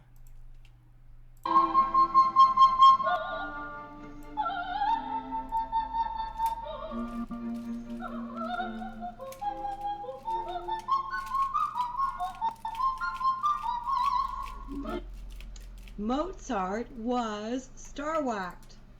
I don't even know what that means. I went to the Magic Flute tonight. Okay.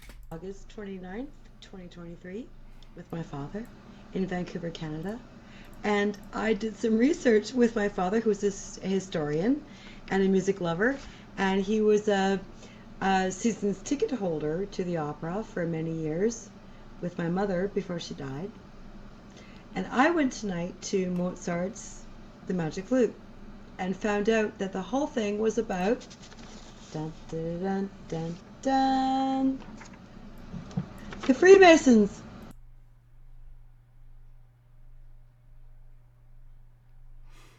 Okay. Look at that. Look at that.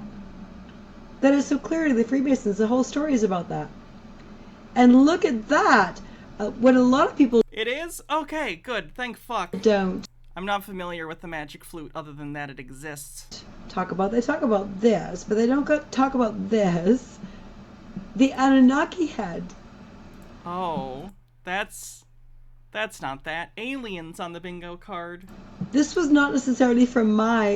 Star Whackers, the thing that Randy Quaid said was going to happen to him? I don't remember. Performance, but the Masonry, the Freemasonry is through the entire play or opera of Magic Flute. You're familiar, like, Freemasons are a real organization. They just aren't the evil, all-encompassing world organization you think it is. Historically, it started as a trade guild and then grew into a social club. Mozart, the Magic Flute. They just don't control the world. Premiered September 30th, 1791, and Mozart died December 15th, 1791. Yeah. Yep. People died a lot back then. Mortality rate wasn't great. And despite what the movie will have you believe, no, Salieri did not kill him. Killed him for this. They star-whacked Mozart for this opera. You should look it up. Honestly, you really should find out more about Mozart and what they did to him. Might be amused. Let's see. Oh, is this a scene? I've never seen this movie. Is this a scene to show that whoever this character is, he's wise beyond his times. He knows more than the average person. He's got a wisdom. He's ahead of his time. Jake Thoney, thanks for... I read that one. Only God knows those things.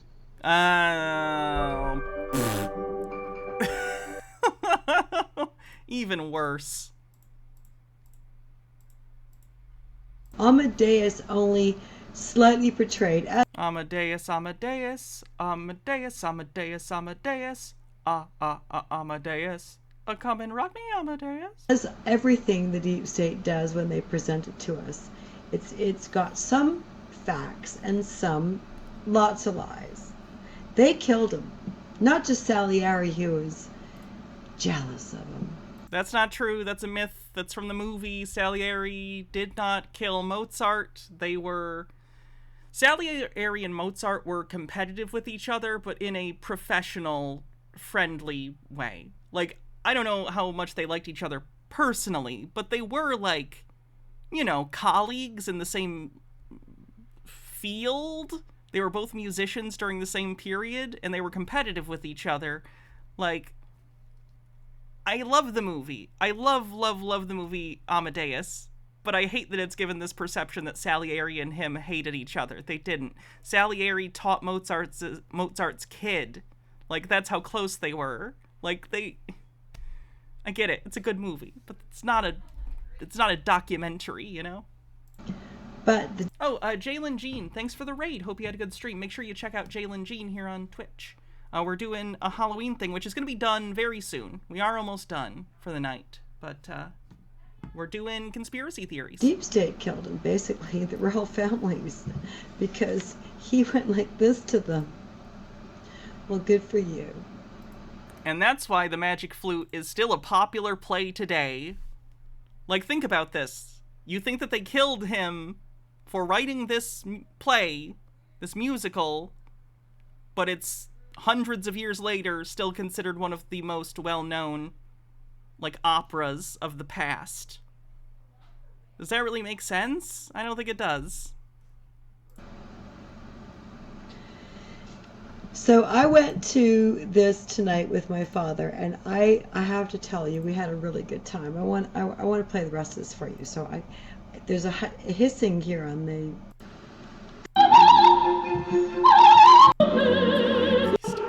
I just go crazy. Cruelty, thanks for gifting me.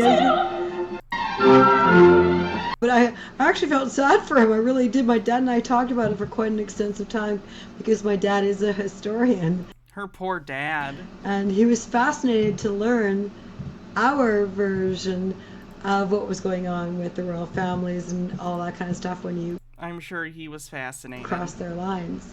And in the opera are the names Orisis and Isis. Isis and Osiris? Orisis. You gotta look that up. That's all part of our research too, and oh my goodness, I just couldn't believe how much Freemasonry and Cabal was in this opera. No wonder they killed him. I'm sorry, Mozart, I really am. But you just don't mess with those guys. Well, ISIS, yeah. John Lennon found that out too. John Lennon got killed by a random guy. Alright. That's going to be it for today, because I am hearing trick-or-treaters, and I'm sad that I'm not doing trick-or-treat things. But since no one won bingo, I am going to give a random sub right now. Let's see who wins. And then we'll do a raid. And I'll be back after that. Thursday on YouTube, I'll be back. And it'll be a brand new month. It'll be November. To Fluffy Oreo, you win the random gift sub. Cool beans. Love you too, Mr. Blast. Let's see who gets raided. Real Radham. Nice. Great costume. Alright. I will see y'all on Thursday on YouTube. At some point I do want to try the simul stream thing, so maybe Thursday we'll test it and see if it works. Either way, see you guys later. Have a great one. Adios.